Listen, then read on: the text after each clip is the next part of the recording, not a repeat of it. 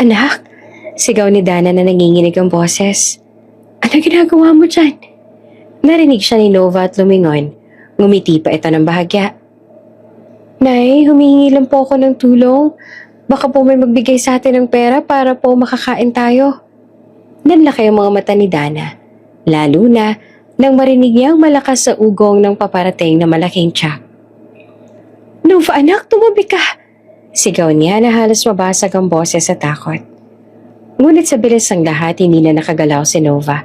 Napasigaw si Dana at sa isang iglap, tumakbo siya ng walang pag-aalinlangan.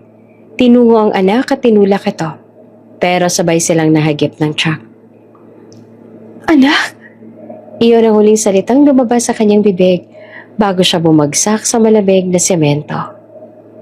Ang paligid ay napuno ng ingay, sigawan, busina at tunog ng preno. Mahina ang pandinig ni Dana. Unti-unting lumalabo ang kanyang paningin. Ngunit bago tuluyang dumilim ang lahat, may isa pang tanawin siyang nakita. Isang itim na kotseng huminto sa tabi ng kalsada. Mabilis sa bumukas ang pinto at isang lalaki ang lumabas. Tumakbo ito palapit. Nakayuko sa kanya. Hindi malinaw sa kanya ang mukha. Tanging ang lalim ng boses nito ang naririnig niya. Miss, can you hear me? Please stay with me. Sabi ng lalaki.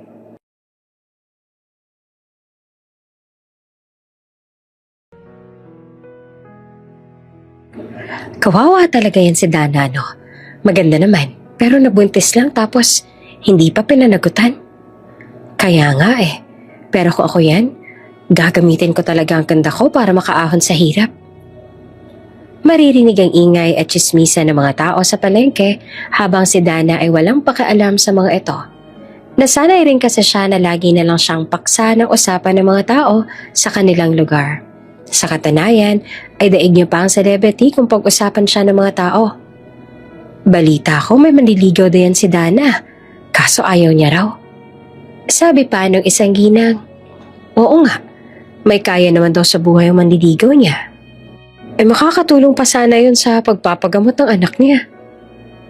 Hindi ba kaya niya iniwan yun kasi pamilyadong tao raw? Malaki ng problema niya sa buhay tapos dadagdagan niya pa ba?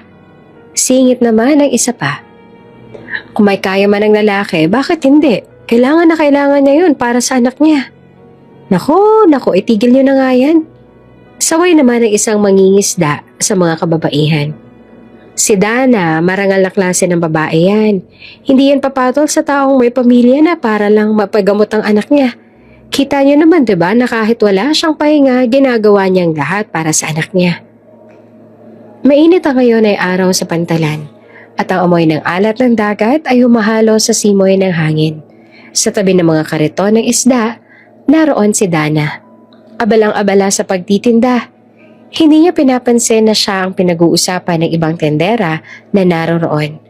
Abala lamang siya sa kanyang ginagawa. Ang pawis sa kanyang noo ay dumadaloy pababa sa kanyang pisngi. Ngunit hindi siya tumitigil ni magpahinga ay hindi niya ginawa kasi kailangan niyang kumayod. Kailangan niya kumita ng pera. Ang bawat barya, bawat kilo ng isdang nabibenta ay may katumbas sa pag-asang mabigyan ng lunas ang sakit ng kanyang anak.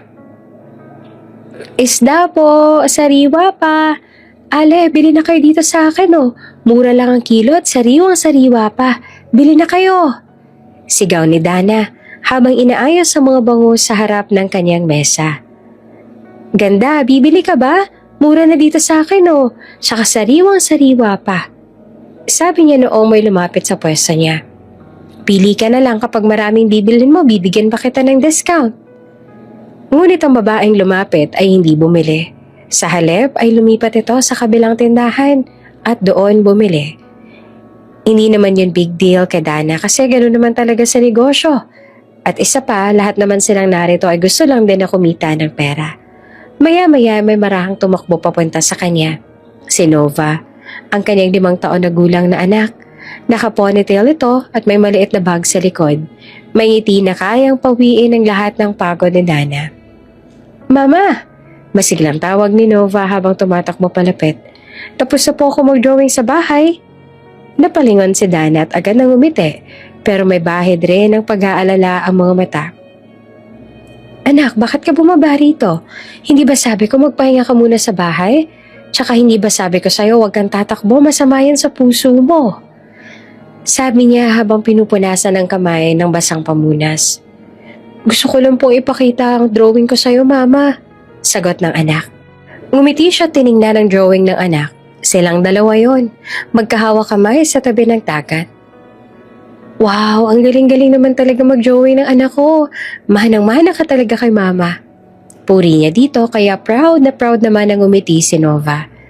Sa totoo lang, maganda naman talaga ang drawing ng anak niya.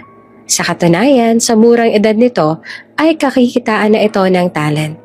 Sabi pa nga nito, paglaki nito ay gusto nito na maging isang sikat na pintor o kaya ay architect. Pero hindi ito nagmana kay Dana. Walang talent sa pag-drawing si Dana. Lumapit si Nova at marahang pinunasan ng maliit na panyo ang noo ng ina. Pagod ka na po, Ma. Pahinga ka muna kahit sandali lang. Sabi nito na may halong pag-aalala sa boses. Pawis na po kayo, oh. Tsaka kanina ka po nagtitinda dito. Hindi ka pa nga po kumakain eh. Napangiti naman si Dana sa kilos ng anak. Ako, ayos lang ako anak. Di naman ako napapagod pag para sa'yo. Huwag kang mag-aalala kay Mama ha. Ako pa ba? Sabi niya habang hinahaplos ang buhok ni Nova. Hindi ba't ang sabi mo kung sa ibang bansa may Superman, ikaw naman ay may Super Mama? Pero hindi po ba kahit mga hero ay nagpapahinga rin kapag napapagod na sila? Oo naman. Pero hindi pa naman pagod ang mama kaya kahit hindi muna ako magpahinga. Ngumiti at tumango ulit ang anak. Kapag po pagod ka na magpapahinga po ikaw ha. Ngumiti naman si Nova.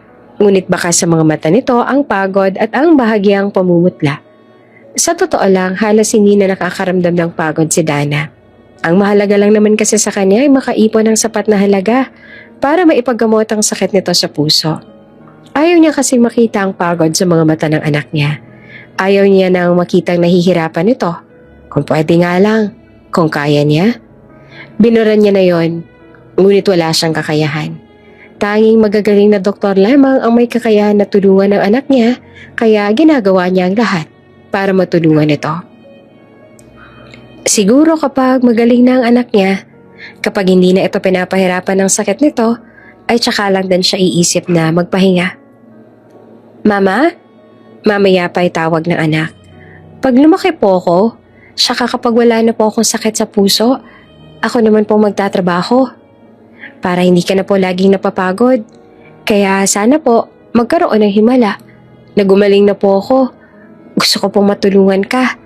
Sabi po kasi sa akin doon sa simbahan, mabait naman daw po si Lord. Kaya kahit may sakit ako, kung lagi lang daw po ako magdarasal, magkakaroon daw po ng himala at gagaling ako. Kaya lagi po ako nagdadasal para gumaling na po ako. Nalaglag ang tingin ni Dana sa anak. At kahit pilit niyang tinatago, may kumurot sa kanyang puso. Alam niyang mahina na ang puso ni Nova. Isang karamdaman na kailangang gamutin bago tuluyang lumala. Ngunit hindi naman kayang ipakita sa bata ang takot o lungkot. Ang bait mo talagang bata. Sabi niya na pilit pang nakangiti. Tama sila. Basta lagi ka lang magdarasal at magiging mabait, gagaling ka rin. Pero hindi mo kailangang magtrabaho ha? Hanggat kaya ko, hindi mo kailangan na tumulong sa akin. Ang gusto ko lang ay gumaling ka. Yun lang ang pangarap ko. Pero Mama, sabi ni Nova habang nakahawak sa kamay ng ina, gusto ko rin makita ka nakangiti lagi. Palagi naman ako nakangiti ah.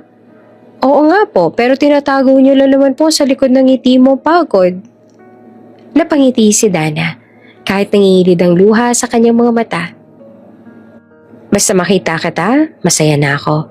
Wala nang pagod ko kaya hindi mo kailangan lalahanin ng ibang bagay. Kayang-kaya ko na to. Ang mahalaga, gumaling ka at maging strong na ang puso mo. Ngumiti si Nova at saka niyakap siya nito. Maya-maya pa umupo si Nova sa tabi ng mesa. Pinagmamasdan ng ina habang nag-aalok pa rin ng isda sa mga dumaraan. Mula sa malayo, tila isa silang larawan ng simpleng buhay. Puno ng hirap. Ngunit may pag-ibig na kayang bumawi sa lahat ng kakulangan. Samantala, sa kabila naman ng hirap ng buhay, ang nasa isip lang ni Dana ay ang anak, ang kapakanan nito, at iisa lang ang dasal niya araw-araw. Iyon ay sana, kahit gaanong kahirap ang buhay nila, mananatili sa kanya si Nova. Ang kanyang bituin sa gitna ng unos, ang tangi niyang direksyon kapag siya ay naliligaw, ang ilaw sa dulo ng madidilim na mahabang tulay. Madaling araw pa lang gising na ulit si Dana. Habang ang iba ay mahimbing pa sa tulog, siya naman ay abala na sa paghahanda ng mga isdang ibebenta. Tahimik ang paligid maliban sa marahang hampas ng alon sa dalampasigan. Sa isang sulok ng maliit nilang barong-barong natutulog pa si Nova. Mahimbing at payapa. Sa lamesa na malapit sa higaan ng anak, nakalapag ang reseta ng gamot at laboratory tests. Mga paalala ng mabigat na laban na kailangan ng harapin ni Dana araw-araw para sa kanyang anak. Tinitigan niya sandali ang anak. Lumapit siya at marahang hinalikan ng noo ng bata. Ilang sandali pa ay nagising na rin si Nova para sumama sa kanya sa palengke. Dalawa lang kasi sila sa buhay at dahil maaga siya laging umaalis, kailangan na sumama ni Nova sa kanya. Ipinagpatuloy naman ni Nova ang tulog sa maliit nilang pwesto. Matapos niyang maasikaso ang anak, agad na silang nagtungo sa maliit nilang pwesto. At tulad ng dati, hinayaan niya na matulog ulit ang anak. May ilan ring tendera na naroon na tulad niya ay maaga rin kumakayod para maitaguyod ang kanyang lang pamilya. Ilang sandali pa, dumating na ang mangingisda na galing laot. Kaya agad silang nagsilapit dito para kumuha ng karagdagang mga sariwang isda na ibebenta. Dana, bakit ba hindi ka nagpapahinga kahit saglit? Kaninang madalang araw ka pa walang tigil. Tanong ng isa sa mga kapwa tendera. Baka naman ang katawan mo naman ang sumuko niyan. Ngumiti si Dana kahit halatang pagod. Hindi pwede nang. Marami pa akong kailangang ipunin. May check-up pa si Nova sa susunod na linggo. Hay, kawawa naman yung anak mo. Lagi na lang pinapahirapan ng sakit niya. Pero saludo ako sa'yo ha, Dana. Ang tibay mo. Napangiti lang siya at tumango. Para po sa anak ko, kakayanin ko lahat. Ilang sandali pa ay lumapit sa kanya si Nova na kanina lang ay abala sa mga kalaro nito. Ma, tapos ko na po yung drawing ko, tingnan niyo po. Kahit nabala sa gawain, hindi niya ine-ignore ang kanyang anak. Binibigyan niya pa rin ng buo niyang atensyon dito at syempre, pinapaulanan niya ito ng papuri. Kapag kasi ginagawa niya ay nakikita niyang genuine na kasiyahan sa mga mata nito at bilang ina, yun lang naman talaga ang gusto niya na makita. Lumipas ang mga araw at patuloy si Dana sa paghahanap ng paraan. Minsan naglalabas siya sa mga bahay ng may kaya. Minsan nagtitinda ng kakanin sa kanto, lalo na pag malakas ang alon. At walang gaanong huling isda ang mga mangingisda para mabenta niya. Kahit na halos walang tulog, pinipilit pa rin niyang ngumiti para sa anak. Mama, sabi ni Nova minsan habang magkatabi silang kumakain ng lugaw. Pag kumaling na po ako, gusto ko pong maging architect. Ako maganda yan anak, tsaka ako magiging magaling kang architect. Talaga po, Mama? Oo naman. Kung ganun po, ang bahay po natin ang una kong dodrawingan. Sa mga sandaling iyon, kahit pagod at hirap ang kasama ni Dana, naramdaman niya ang kakaibang lakas sa puso niya. Lakas na hindi nanggagaling sa katawan, kundi sa pagmamahal. Dahil sa bawat ngiti ni Nova, tila nabubura ang lahat ng bigat ng mundo. At sa gitna ng kanilang kahirapan, alam ni Dana sa sarili niya, hindi man agad, pero darating din ang araw na gagaling ang anak niya. At hanggang doon, hindi siya susuko. Mainit ang umagang yon sa palengke. Karaniwang araw lang para kay Dana. Abala sa pagtitinda, humahabol sa bawat mamimili. Nag-aabot ng sukle habang pilit na pinapawi ang pagod sa ngiti. Ngunit hindi inakala na ang araw na yon ang magpapayanig sa tahimik nilang buhay. Habang nag-aabot siya ng isda sa suke, napansin niyang si Nova ay nakaupo sa gilid. Tahimik at medyo maputla. Anak, ayos ka lang ba? Tanong niya habang lumalapit dito. Pero bago pa man makasagot ang bata, bigla na lang itong bumagsak at nawala ng malay. Nova? Malakas sa sigaw ni Dana. Agad niyang niyakap ang anak, nanginig sa takot. Anak, gising! Nova, anak! Nagkagulo ang mga tao sa palengke. Ilan sa kanila ay tumulong, habang ang iba naman ay nagtakbuhan para humingi ng saklolo. Sa ilang sandali lang, dinala nila si Nova sa pinakamalapit na klinika. Pagkalipas ng ilang oras, lumabas ang doktor. Mabigat ang ekspresyon sa mukha. Ginang, mabigat na panimula nito. Ang kondisyon ng anak ninyo ay lumalala na. Hindi na sapat ang kagamitan dito sa ating probinsya. Kailangan niyo po siyang dalhin sa syudad para sa mas kumpletong gamutan.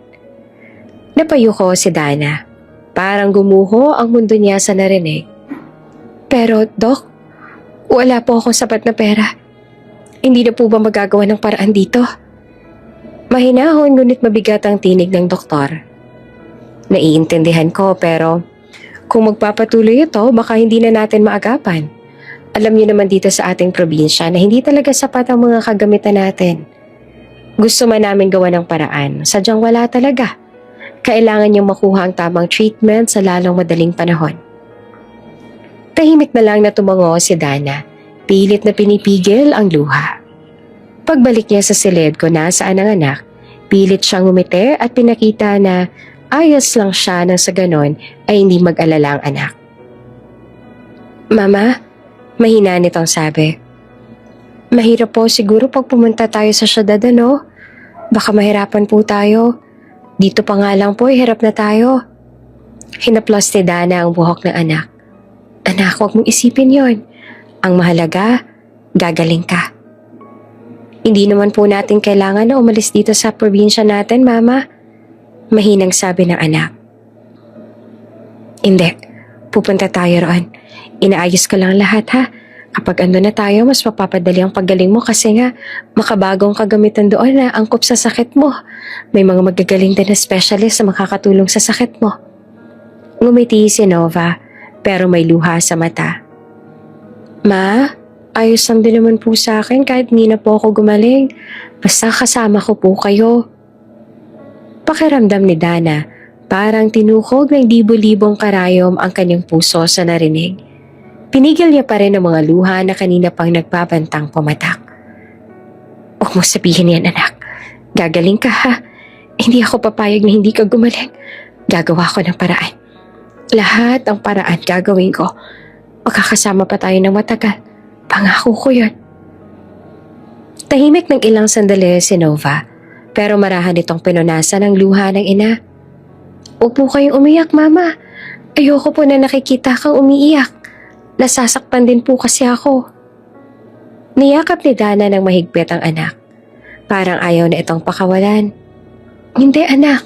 Napuwing lang si Mama, pero hindi ako umiiyak. Wala sa atin ang iiyak kasi lalaban tayo, diba?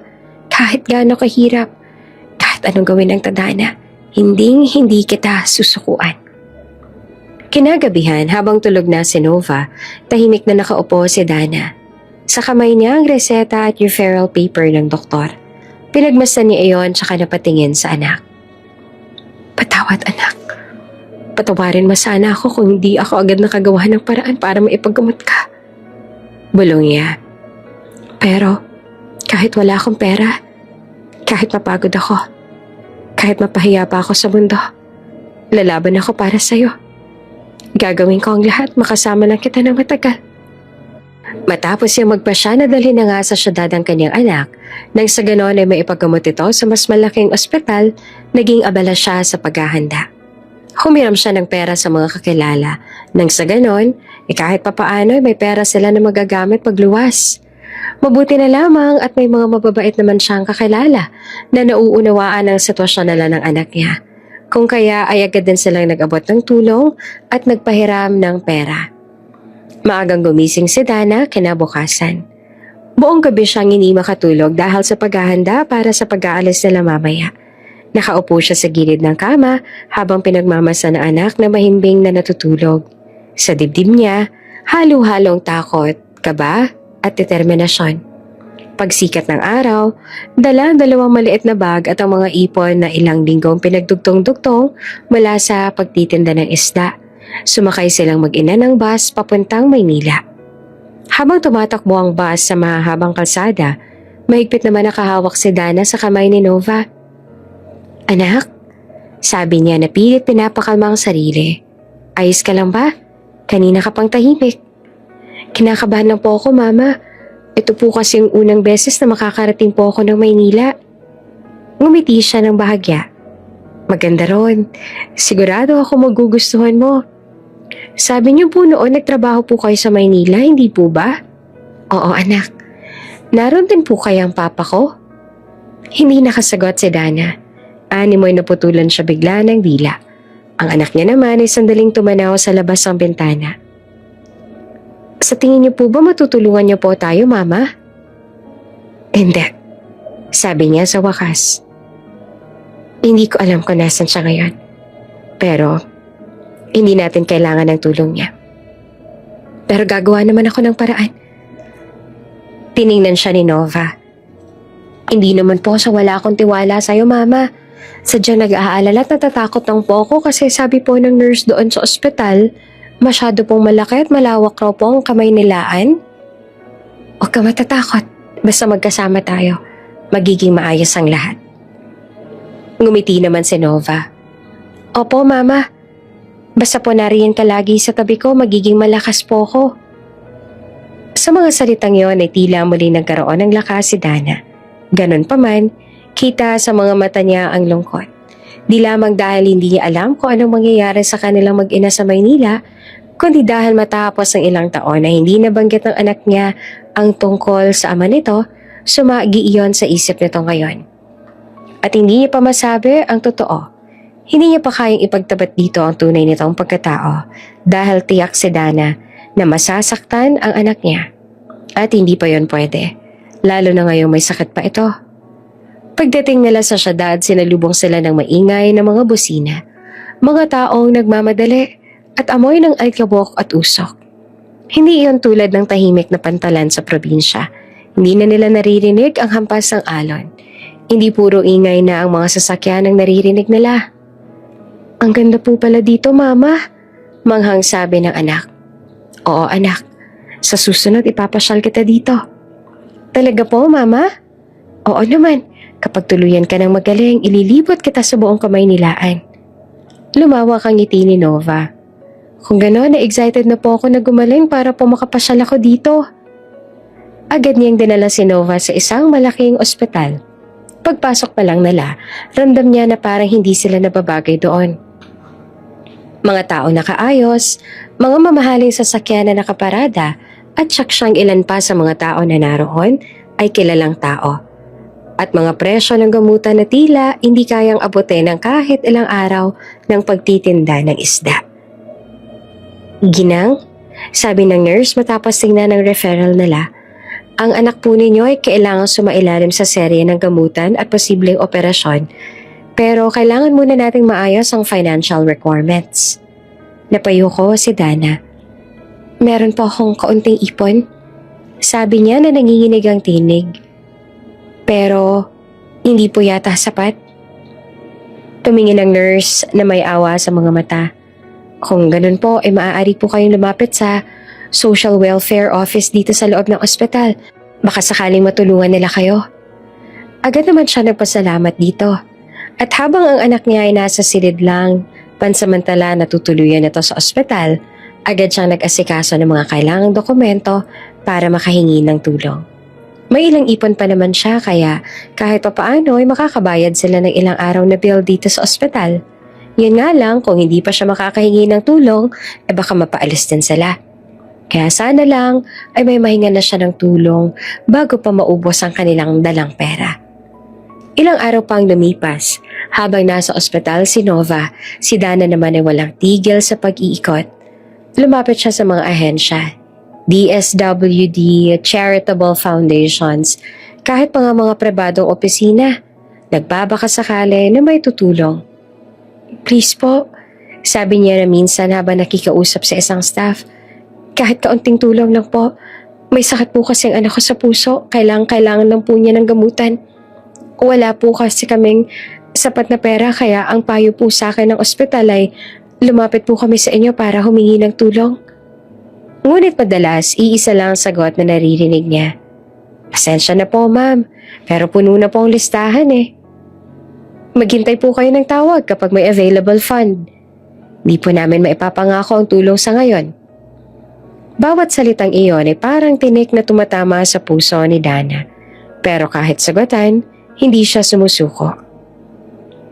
Isang gabi matapos ang buong araw ng paghahanap ng tulong, bumalik siya sa ospital. Tahimik ang pinagmasdan si Nova na natutulog. Nakakabit sa swero. Lumapit siya, hinaplos ang pisngi ng anak at nagising naman ito kaagad na nagtanong kung ayos lang ba siya. Sinabi naman niya sa anak na ayos lang siya nang sa ganon ay hindi na ito mag-alala pa. Anak, bulong niya, nakahanap na ako ng maliit na trabaho. Maglalabada muna si nanay sa malapit. Pero patuloy pa rin ako sa paghingi ng tulong sa mga ahensya. Kapag nakompleto na natin ang pera, makakapagpa-schedule na tayo sa doktor. Mahina ngunit malinaw na ngumiti naman si Nova. Mama, salamat po. Kahit pagod ka na, lumalaban ka pa rin. Napaluha si Dana. Anak, hindi ako mapapagod hanggat nakikita kitang lumalaban. Para sa'yo lahat ng to. Kinabukasan din matapos niya maglabada ay naghanap pa siya ng extra. Kampante naman si Dana na iwan muna ang anak sa ospital kahit wala itong bantay kasi mabait ang mga nurse at nangako mga ito sa kanya na babantayan nila ang anak niya habang wala pa siya. Tinanggap siya bilang tagalinis sa isang maliit na karinderya malapit sa ospital. Sa umaga, nagtatrabaho siya. Nagwawalis, naghuhugas ng pinggan, nag-aabot ng ulam. Sa gabi naman, bumabalik siya sa ospital para bantayan si Nova. Madalas, gutom at pagod siya. Pero tuwing maririnig niyang humihinga ng maayos ang anak, nawawala ang lahat ng sakit. Kapag nakikita niya ngiti nito, ang pagod na nararamdaman niya ay agad na nawawala. At tuwing lumalabas siya sa ospital, tumitingala siya sa langit at bumubulong. Diyos ko, tulungan niyo po kami. Hindi ko hahayaan na mawala ang anak ko. Gagawin ko po ang lahat, kahit anong hirap. Kahit anong pagod, para po kay Nova. Pero kailangan ko po ng tulong at gabay ninyo. Hindi ko makakayanan ng lahat ng ito kung wala ka. Huwag niyo po sana kaming pabayaan ng anak ko. Palaging ganon ang darasal para sa anak. Ngunit pakiramdam ni Dana ay hindi naman napakinggan ang bawat dasal at hinaing niya. Para bang pagdating sa dasal niya ay nagiging bingi ang Diyos. Kasi palagi namang ganon ang araw-araw nila ng anak niya. Tila ba walang hanggang pagsubok. Mag-aalas 7 na ng gabi, tahimik ang silid ng ospital. Ang tanging naririnig ni Dana ay ang mahihinang tunog ng makina na nakakabit sa anak niyang si Nova. Nakaupo siya sa gilid ng kama, hawak ang malimig na kamay ng bata. Habang pilit naman na pinapakalma ang sarili. Konti na lang anak, mahina niyang sabi. Makakabayad na si mama. Kaunting ipon pa, mapapa-opera na kita. Baka bukas makakakuha ulit ako ng labada. Ngumiti si Nova ng mahina ngunit matamis. Mama, pagod na po ba kayo? Umiling si Dana. Pilit na ngumiti rin. Hindi anak, hindi ako mapapagod. Pero sa loob-loob niya, ramdam na ramdam niya ang bigat ng lahat. Ramdam na ramdam niya ang matinding pagod. Halos wala na siyang tulog. Halos hindi na rin kumakain. Lahat ng kinikita niya sa paglalaba, sa pagtitinda ng kakanin tuwing umaga ay diretso sa ospital. Pero tila hindi na uubos ang mga resibo. Pero syempre, kahit gaano pa kahirap ang lahat, ay hindi niya pa rin pinapahalata sa anak niya. Kinabukasan, habang naglilinis siya ng sahig sa karinderya, dumating ang tawag mula sa ospital. Agad niyang inalis ang pawis sa noo at sinagot ang tawag sa nanginginig ng mga kamay. Hello po, si Dana po ito. Miss Villarreal, sabi ng boses sa kabilang linya. Kailangan po namin kayo makausap tungkol sa account niyo sa ospital. Sana po ay makapunta kayo ngayon. Agad siyang natigilan. Parang lumamig ang paligid. Opo, pupunta po ako, sagot niya. Pilit na kalmado. Sa opisina ng hospital management, sinalubong siya ng 2 tao. Ang head nurse at ang isang lalaki mula sa accounting department. Miss Villarreal, sabi ng lalaki habang tinitingnan ng mga papel. Matagal na po ninyong hindi nababayaran ng running balance sa inyong anak. Naiintindihan naman po namin ang sitwasyon ninyo pero kailangan po naming sundin ang policy ng ospital. Napalunok si Dana. Naiintindihan ko po. Pero kahit papaano po, nagbabayad naman ako. Kaunti man, pero hindi po ako tumitigil. Alam namin, ma'am. Sabi ng head nurse na may malumanay na tinig. Pero malaki-laki na rin po talaga ang balance ninyo. Lalo pat araw-araw ay may dumadagdag po sa bill ninyo.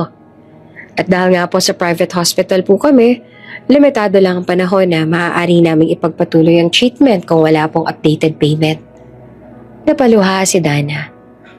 Pakiusap po, huwag niyo pong paalisin ang anak ko. Ginagawa ko pong lahat na makakaya ko. Bigyan niyo po ako ng 1 linggo or mga ilang linggo, makakabayad din ako. Tahimik ang silid. Walang gustong tumingin sa kanya ng diretsyo.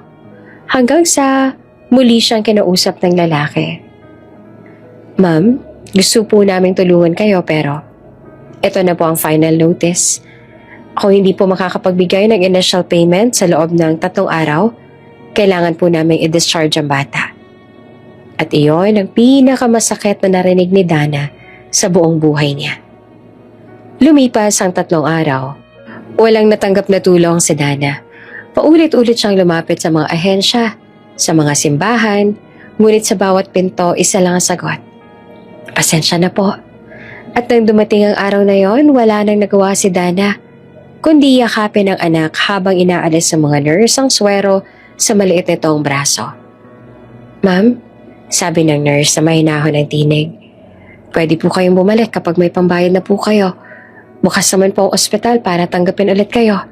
Pero sa ngayon, pasensya na po kayo. Wala siyang nasabi. Tumango lamang siya habang pinupunasan ng luha sa pisngi ni Nova. Mama, bulong ng bata. Uuwi na po ba tayo? Oo anak. Pilit niyang sagot. Bagaman na mamaos ang tinig. Uuwi muna tayo. Magpapahinga ka muna sa magiging bahay natin pero kapag may sapat ng ipon si Mama, babalik din tayo dito para sa operation mo. Ngumiti si Nova. Walang alam sa tindi ng sakit ng ina. Okay po, basta kasama ko po kayo.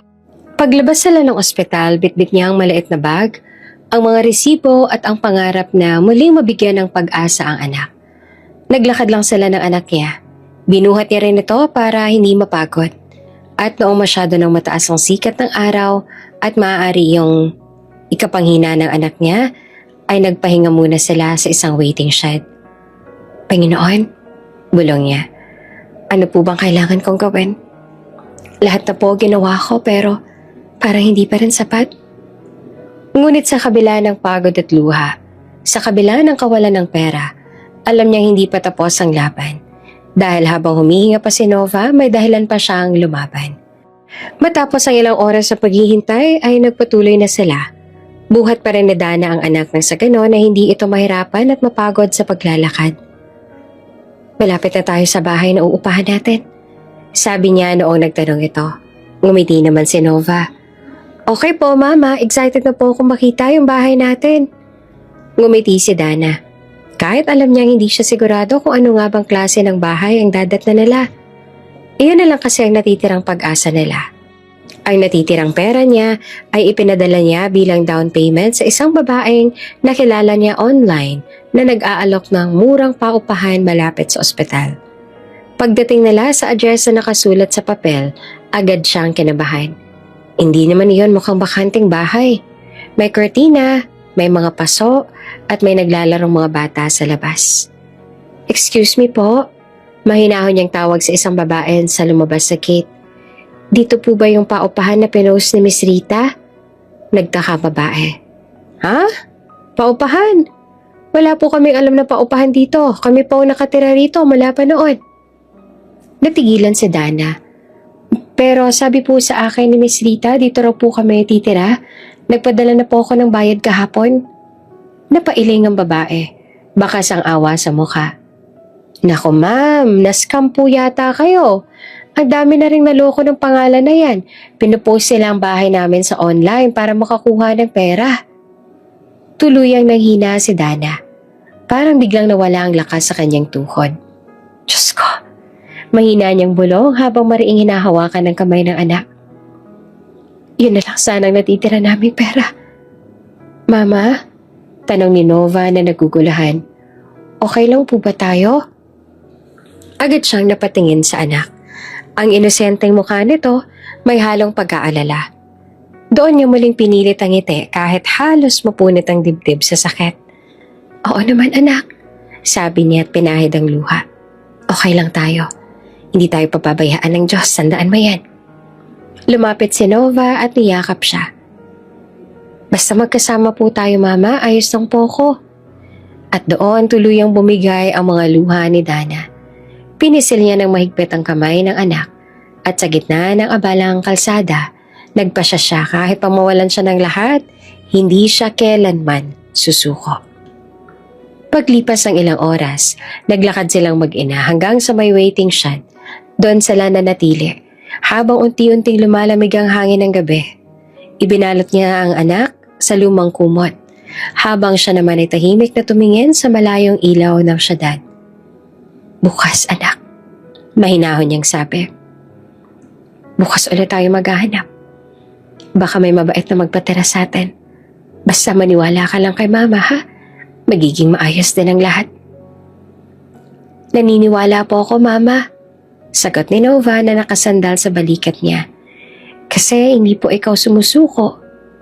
At doon sa gitna ng madilim at pagod, muling napangiti si Dana. Hindi niya alam kung saan sila pupunta kinabukasan. Pero sigurado siya sa isa.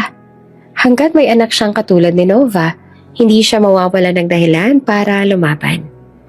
Sa waiting shed na iyon sila nagpalipas ng gabi ng anak niya. Walang tulog si Dana dahil binabantayan niya lamang ang anak niyang magpahinga at patuloy niyang iniisip kung ano nga ba ang gagawin niya ngayon na walang-wala na talaga sila at malapit na rin maubos ang maintenance ni Nova.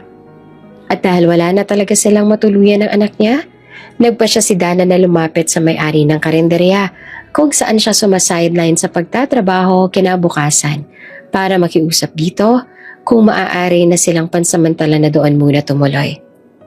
Ma'am, mahinang sabi ni Dana. Pasensya na po kung istorbo ako ha. Gusto ko lang po sana humingi ng tulong kahit pansamantala lang. Tumingin si Aling Marites, nakakunot ang noo. Ano yon Dana? Huminga muna si Dana bago nagpatuloy. Kung pwede po sana, doon muna kami ni Nova sa may likod ng karinderya matulog. Kahit sa labas lang po, basta may bubong. Hindi po kasi kami makahanap ng maupahan eh. Tahimik sandali si Aling Marites bago pa nagsalita ng malamig. Dana, tinanggap kita sa trabaho dahil naaawa ko sa inyo ng anak mo. Pero parang sobra naman yata kung pati dito ka patitira sa amin.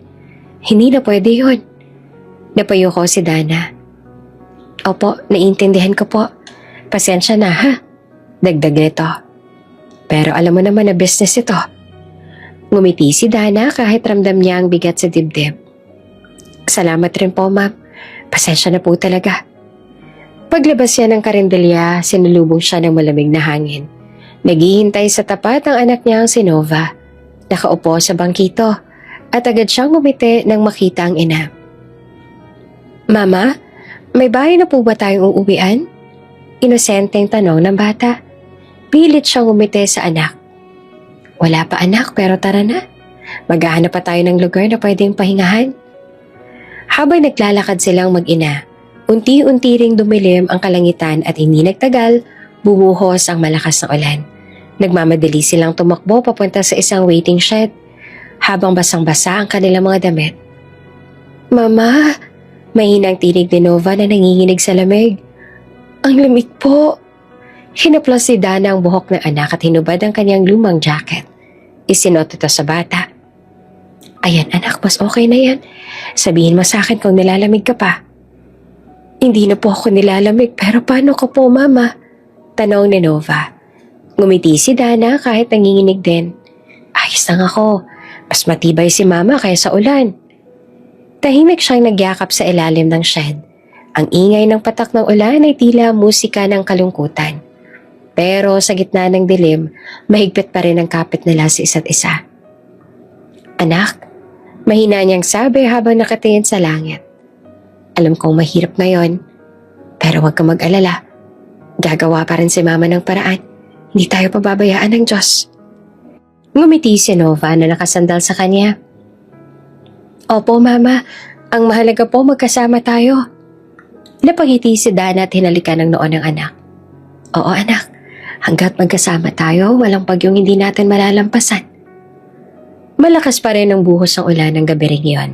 Sa ilalim ng waiting shed, magkayakap na natutulog sina Dana at Nova. Ang hangin ay malamig, ang sahig ay basa. Ngunit sa yakap na mag-ina ay naroon pa rin ang init ng pagmamahalan. Tahimik ang paligid. Tanging patak ng ulan at ugong ng mga dumaraang sasakyan sa di kalayuan ang maririnig. Sa sobrang pagod ni Dana, hindi niya na namalayang nakatulog siya ng mahimbing.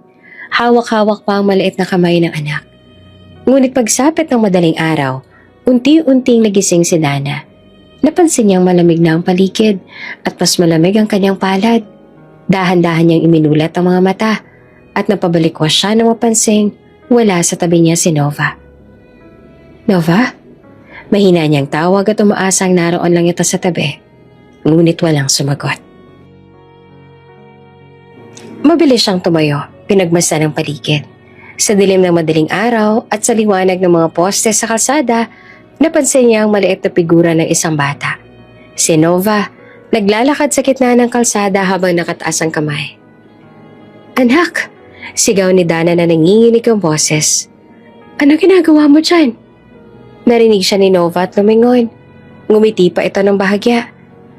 Nay, humihingi lang po ako ng tulong. Baka po may magbigay sa atin ng pera para po makakain tayo.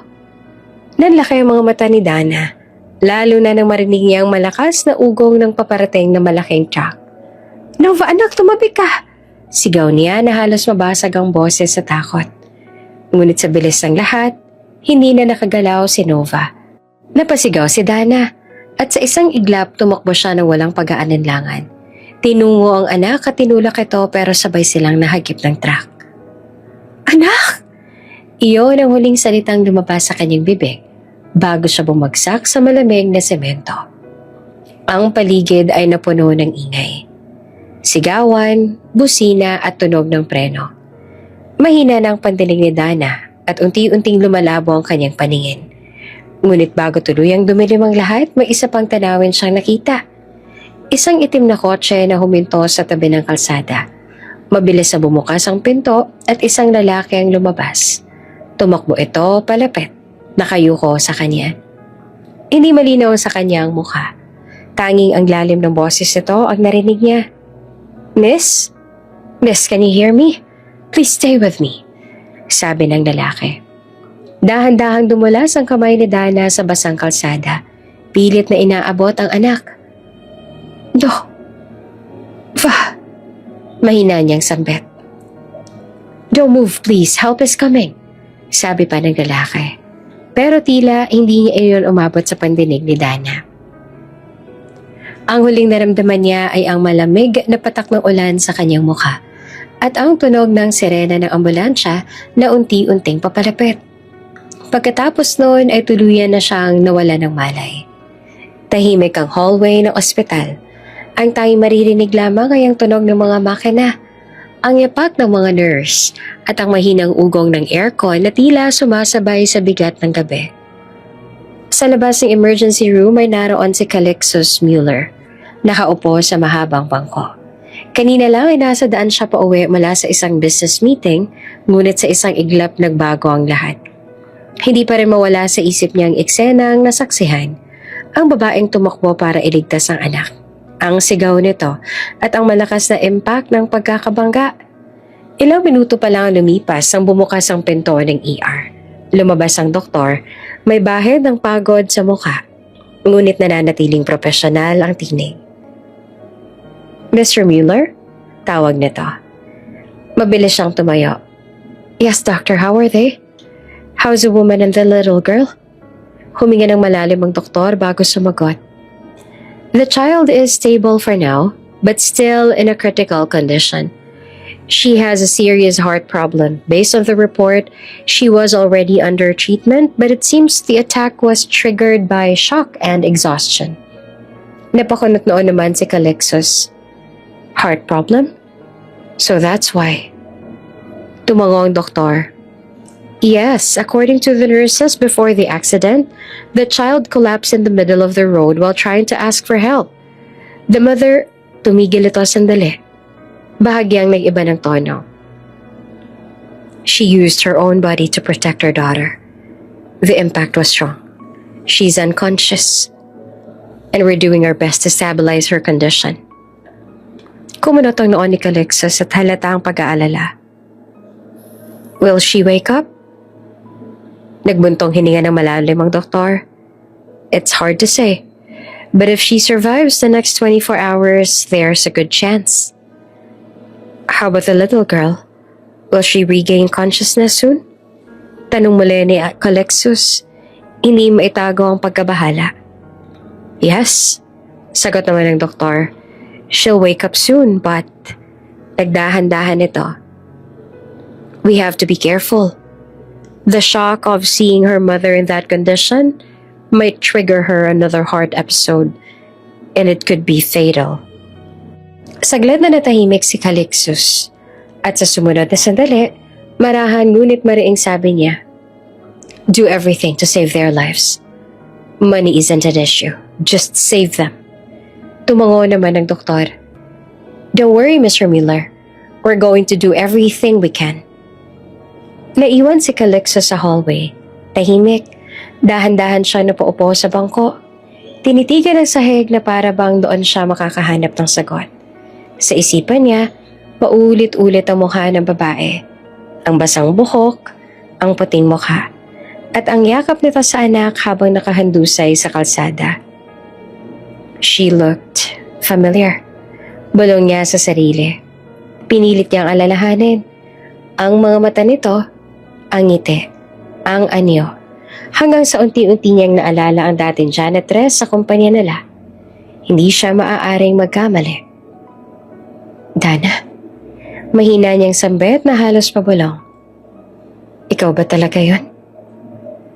At habang tinitingnan niya ang pintuan ng ICU kung saan ginagamot ang mag-ina, dama ni Calixus na may mabigat na ugnayang muling nabuhay sa pagitan nila. Isang nakaraan na matagal nang natabunan ng panahon, ngunit ngayon muling bubuksan ng tadhana. Tahimik ang silid na iyon ng ospital. Ang puting kurtina ay marahang sumasayaw sa ihip ng hangin at maririnig ang tunog ng makina at heart monitor. Sa gitna ng katahimikan, nakaupo si Calixus sa gilid ng kama. Nakatingin sa munting batang nakaratay doon. Sa loob ng halos 2 araw, walang malay ang bata. Ang mga nurse ay laging pumapasok, nag-aayos ng swero, o nag-check ng vital signs. Kilalang negosyante si Mr. Mueller kaya hindi na nakapagtataka kung bakit extra service dito sa ospital kung saan dinala ng mag-ina. Si Calixus na kasi ay nagdala sa kanila. Kailangan nilang ibigay ang kanilang best service. Unang pasok niya kanina dito sa silid, dama niya ang bigat ng paligid. Ngunit ngayong iba na ang nararamdaman ni Calixus, para bang may buhay ng unti-unting bumabalik sa munting katawan ng bata. Hanggang sa isang mahinang tinig ang narinig niya. Mama. Napaahon agad ang upo si Calixus. Hey, you're awake. Sabi niya at bahagyang nangingiti. Ngunit dama ang pag-aalala. Lumapit siya at marahang hinawakan ng kamay ng bata. Don't move too much, sweetheart. You need to rest. Dahan-dahan namang iminulat ni Nova ang mga mata nito. Maputla pa rin ang mukha, ngunit malinaw na may sigla sa kanyang mga mata. Tinitigan nito ang lalaki na nakaupo sa gilid ng kama at nagtanong, Sino po kayo? Ngumiti si Calixus at marahang sumagot. My name is Calixus, at ako nagdala sa inyo ng mama mo dito sa ospital. Saglit na tumahimik ang bata. Kita sa mukha nito ang paggalito. Hanggang sa biglang lumiit ang tinig. Ang mama ko, nasan po siya? Nalaglag ang tingin ni Calixus sa kamarahang hinaplos ang buhok ng bata. She's in the room, next to you. Nagpapagaling na lang siya, huwag ka mag-alala. Katulad mo, ligtas na rin siya. Ligtas na rin ang mama mo. Talaga po? Mahina, ngunit puno ng pag-asa ang boses ng bata. Yes, sagot naman ni Calixtus at may kasamang bahagyang ngiti. Kaya kapag magaling ka na, pwede mo na siyang puntahan sa kabilang silid. Ngumiti naman si Nova ng bahagya, ngunit sumagi sa mukha ang takot. Natatakot po ako, bulong nito. Paano po kung napahamak talaga ang mama ko? Hey, don't think like that. Walang masamang nangyari sa kanya. May mga sugat lang siya pero ginagamot na ng mga doktor. Sa totoo lang, hanggang ngayon ay wala pa ring malay ang ina ng bata. Pero syempre, ay hindi niya naman pwedeng sabihin yon, lalo na't may sakit ito sa puso. Kaya nagsinungaling na lamang si Calixtus dahil alayon niya na mag-alala at matakot dito. Tumingin si Nova sa kanya. May luha sa gilid ng mga mata, ngunit may bahid din ng tapang. Pwede ko na po bang puntahan ang mama ko mamaya? Kapag pinayagan na tayo ng doktor, pwede mo na siyang puntahan doon. Kaya kailangan mong magpahinga at magpagaling nang sa ganun ay payagan ka na ng doktor, okay? Opo, mahinang sagot ng bata. Salamat po pala sa pagdala sa amin ng mama ko dito. Walang anuman. Sagot naman ni Calixtus. Ano nga palang pangalan mo? Ako po si Nova. Nova Villarreal po at 5 po ang edad ko. Oh, you have a very nice name, Nova. Salamat po, tugon ng bata. Sa unang pagkakataon, nakaramdam si Calixtus ng kakaibang koneksyon sa batang ito. Hindi niya maipaliwanag kung bakit gano'n na lamang kalakas ang tibok ng puso niya.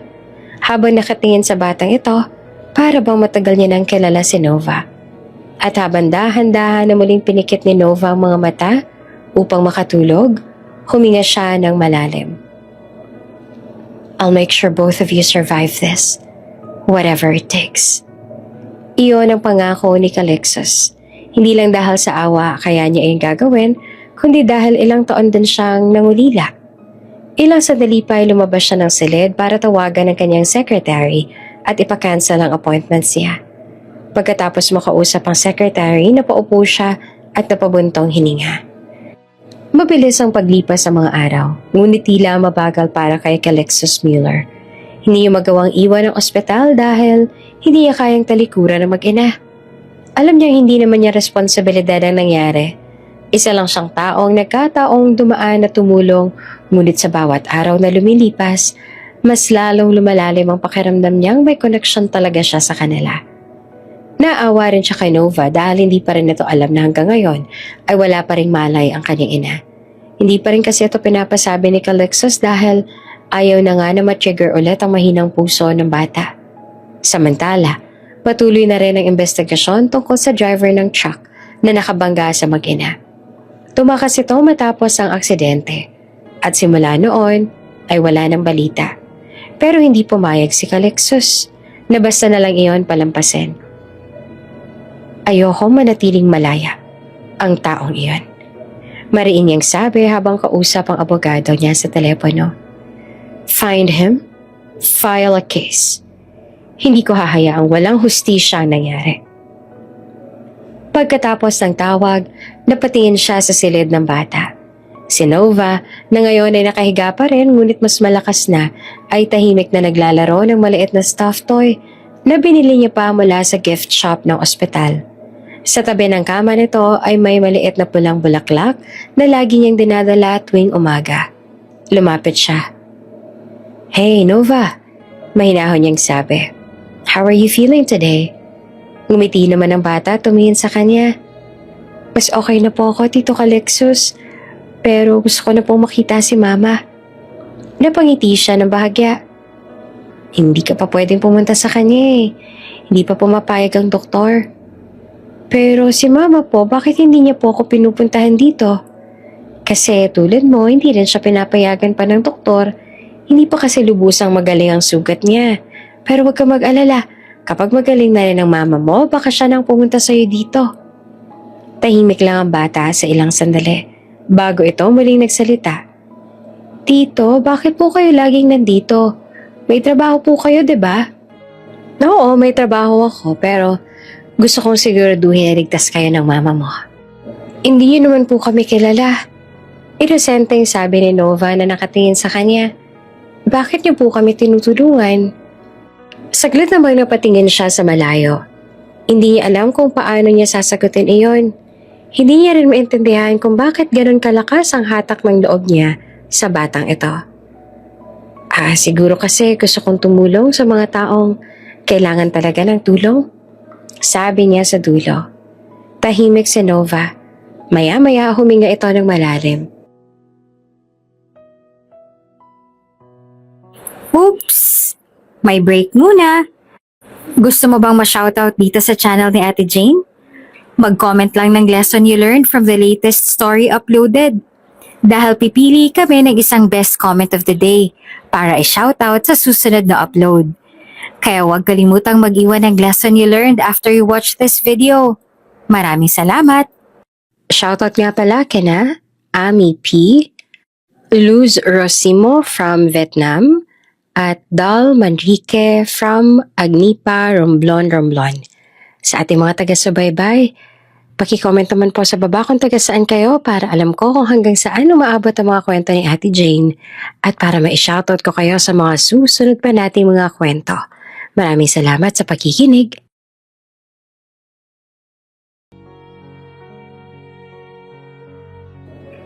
Tito, gusto niyo po bang malaman kung bakit kami nasa kalsada nung gabing yon? Tumango naman si Calixus. Oo, pwede mo bang ikwento? May sakit po kasi ako sa puso. Mahinang sagot ng bata.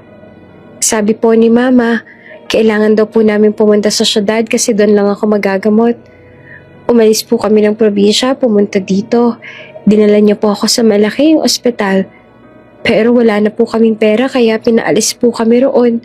Tapos naghanap po sana kami ng matitirhan kaso kinuha po lahat sa amin ng mama ko. Kinuha nila lahat sa inyo? Tumango si Nova. Niloko po kami. Sabi ni Mama may mauupahan na daw po kaming bahay. Binigyan niya lahat ng natira namin pera. Pero nung dumating kami doon may nakatira na po pala. Sabi ng babae, scam daw po yun. Nanlumo si Calixus. So? Kaya kayo nasa kalsada? Opo, sagot ng bata. Sabi ni Mama, ayos lang daw po kasi magkasama naman kami pero alam ko pong umiiyak siya nung gabing yun kaya nung nakita ko po yung mga dumaraan, gusto ko pong humingi ng tulong sa kanila. Napatungo si Calixus. Hindi maitago ang bigat sa dibdib. Tapos po, pagpapatuloy pa ni Nova, hindi ko po napansin na may truck pala. Narinig ko lang po si Mama na sumigaw tapos niyakap niya ako. Tumigil sandali ang bata. Nanginginig ang tinig. Tapos po madilim na. Pagdilat ko po nandito na po ako. Marahan siyang lumapit sa bata. Hinuwakan ng maliit itong kamay. It's okay. Ang mahalaga ligtas ka na ngayon. At tutulungan ko kayo ng mama mo. Tutulungan mo po kami ng mama ko? Dahan-dahan siyang tumango. Oo naman. Ngayon na nandito na ako, hindi ko kayo pababayaan ng mama mo. Tutulungan ko kayo. Sa tuwa ay niyakap siya ni Nova. Maraming salamat po, Tito Calixus. At habang pinagmamasdan niya ang bata, may kakaibang bigat naman ang sumiksik sa dibdib ni Calixus. Isang pakiramdam na magkahalong awa, paghanga at isa pang damdamin na matagal niya nang hindi naramdaman. Matalinong bata si Nova. Hindi nagtakal ay nakaramdam din ito. Nalaman nito na hindi pa talaga nagkakamalay ang kanyang ina. Kaya sa huli ay inamin na rin ni Calixus ang totoo sa bata. Mabuti na lamang at malakas ang loob nito at wala namang masamang nangyari nung malaman nito ang tungkol doon. Samantala, makalipas ang ilan pang araw, ang mahinang tunog ng aparatong medikal at banayad na tunog ng hangin mula sa aircon ng unang narinig ni Dana. Mabigat ang bawat paghinga niya at tila napakabigat ng kanyang mga talukap nang unti-unti niyang iminulat ang mga mata. Puting kisame ang una niyang nasilayan. Naamoy niyang matapang na halimuyak ng alkohol at doon niya lang tuluyang napagtanto kung nasaan siya. Nasa ospital siya. Saglit niyang inikot ang paningin. Pilit inaalala ang nangyari. Ang ulan, si Nova. Ang basang kalsada. Naninikip ang dibdib niya ng maalalang eksena. Ang anak niya naglalakad sa gitna ng daan, ang truck, at ang sigaw niya bago siya mawala ng malay. Nova, mahina niyang sambit na halos pabulong ngunit puno ng takot at kaba. At bago pa siya tuluyang lumuni ng pag-aalala, narinig niya ang boses. Kalmado, mababa at may otoridad. Don't worry, Nova.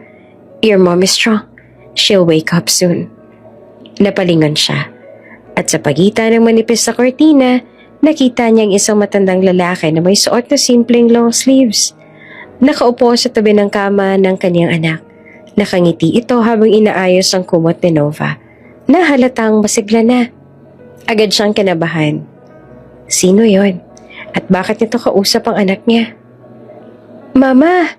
Masayang sigaw ni Nova na mapansin siyang gising na. Agad itong bumangon at tinawag ang lalaki. Tito Calixtus, gising na po si Mama. Mabilis naman napalingon ng lalaki. At sa sandaling nagtagpo ang kanilang mga mata, tila huminto ang mundo ni Dana. Nakilala niya agad ang mukha nito. Ang lalaking nakita niya bago siya tuluyang nawala ng malay sa gitna ng ulan. At higit sa lahat, ito ay ang dati niyang boss noong siya'y nagtatrabaho pa lamang bilang isang janitress.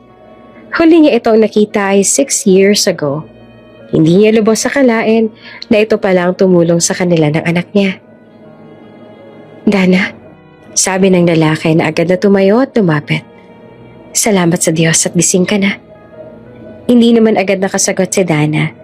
Napatikin muna siya sa anak, saka sa lalaki. Mama, siya po si Tito Calixtus. Siya po yung mabait na Ginoo na tumulong at nagdala po sa atin dito. Masayang sambit ni Nova. Sa tulong ni Calixtus, nakababa ng kama si Nova at mabilis itong lumapit sa ina. Hindi rin napigilan ni Dana ang luha nang sandaling siya ay yakapin ng anak niya. Mabuti na lang po at nagising ka na po, Mama. Nag-aalala po ako sa inyo ng sobra-sobra po. Ilang araw ko pong hindi nagigising eh. Kinulong niya ang maliit na mukha ng anak sa kanyang malamig na palad. Kahit papuno ng luha ang mga mata, ay ngumiti pa rin siya dito. Masaya rin ako na walang masamang nangyari sa'yo. Patawarin mo ang mama kung pinag-alala kita, ha? Tumingin si Dana kay Calixtus na nakatingin lang sa kanilang dalawa at may munting ngiti sa labi nito. Maraming salamat sa tulong mo sa amin ng anak ko, sir. Taos puso niyang sabi. Kitang-kita naman sa mga mata ni Calixtus na marami rin itong gustong itanong at dinawin sa kanya. Ngunit hindi pa nito magawa na sabihin ang lahat, kung kaya sa halip ay ngumiti at tumango ito sa kanila. Sa araw na nagkamalay siya, hinayaan ni Calixtus ang moment ng mag-ina dahil alam nito na pareho nag-aalala ang mga ito sa isa't isa. Gayunpaman ay hindi ito umalis, hindi rin sila pinabayaan. Sabi ko po sa kanya may sakit ako sa puso at sabi niya tutulungan daw po niya tayo. Hindi mo na po kailangan na mag-alala kung paano mo po ako ipapagamot kasi po may tutulong na po sa atin, Mama. Nalaki ang mga mata ni Dana. Totoo na yan, anak? Ngumiti si Nova, tuwang-tuwa. Totoo po, Mama. Sabi niya tutulungan niya ako magpagamot. Hindi na po tayo maglalakad sa ulan. Hindi na rin po tayo matutulog sa waiting shed. Saglit na natahimik si Dana. Hindi alam kung ano mararamdaman. Ginhawa o hiya? O pasasalamat. Napatingin siya kay Calixtus sa marahang tumango. Wala kang kailangang ipag-alala. Sabi ni Calixtus sa kanya, kalmado ngunit matatag ang tinig. Iligtas na kayo ng anak mo. Nasa pangangalaga na kayo ng ospital ko. Hospital mo? Gulat na tanong ni Dana. Tumango ito. Oo, Mueller Medical Center. Isa ito sa mga kumpanya ko. Napalunok si Dana. Halos hindi naman siya makapaniwala. Hindi ko po alam kung paano ko po kayo pasasalamatan. Ngunit pinutol siya ni Calixtus. Hindi mo naman kailangan na magpasalamat. Ang mahalaga, ligtas kayo. Tumingin ito kay Nova at lumiti. At gaya ng pangako ko sa kanya, tutulungan ko kayo magpagamot. Hindi mo na kailangang mag-alala, Dana. Napatingin si Dana sa anak niya na nakangiti. Doon niya naramdaman ang bigat ng mga luha sa kanyang mga mata. Luha ng pasasalamat at ang ginawa sa kanyang dibdib. Sa unang pagkakataon, matapos ang napakaraming gabi ng paghihirap, tila naramdaman niyang may liwanag na muli sa dulo ng kanyang madilim na daan. Makalipas ang ilang araw, unti-unti na nakabawi si Dana. Nakalabas na siya ng ICU, ngunit mahina pa rin ang katawan niya. Tuwing umaga, dinadalhan siya ni Calixtus o kaya ng mga nurse na inatasan nito na magbantay sa kanila ng anak niya ng mga prutas at kung ano-ano pang mga masustansyang pagkain. Tahimik lang ang binata, ngunit laging naroon na tila ba hindi ito mapalagay kapag hindi nito nakikita ang mag-ina. Habang si Nova naman ay laging masigla. Tuwing dumarating si Calixtus, agad itong humingiti at tinatakbo ang bisita nila. Tito Calixtus, masiglang bati ng bata, sabay yakap dito. Tingnan mo po, nakakalakad na ako ng matagal. Sabi ni doktor, malakas na raw po ako. Kapag daw po nagpatuloy, pwede na raw po ako sumailalim sa operation. Sobrang saya ko po. Ngumiti si Calixtus at ginulo ang buhok ng bata. That's good, little one. Keep being strong para gumaling ka na agad, ha? Sabi nito tsaka tumingin kay Dana. Mukhang bumubuti na rin ang lagay mo. Tumango naman si Dana. Mahina ang tinig. Salamat po sa lahat ng tulong ninyo, sir. Hindi ko po alam kung paano ko po mababayaran lahat ng kabutihan ninyo. Don't mention it. Sagot naman ni Calixtus na nakatingin pa rin sa kanya. You don't owe me anything, Dana. Tahimik silang dalawa ng ilang sandali. Tanging tunog lamang ng wall clock at banayad na hinga ni Nova ang maririnig. Pagkaraan ng ilang minuto, marahang nagsalita si Calixtus. May gusto sana akong sabihin. Nag-angat ang tingin si Dana. Medyo kinakabahan kasi napakaseryoso ng itsura ni Calixtus ngayon. Ano po yun? Gusto kong tulungan ka.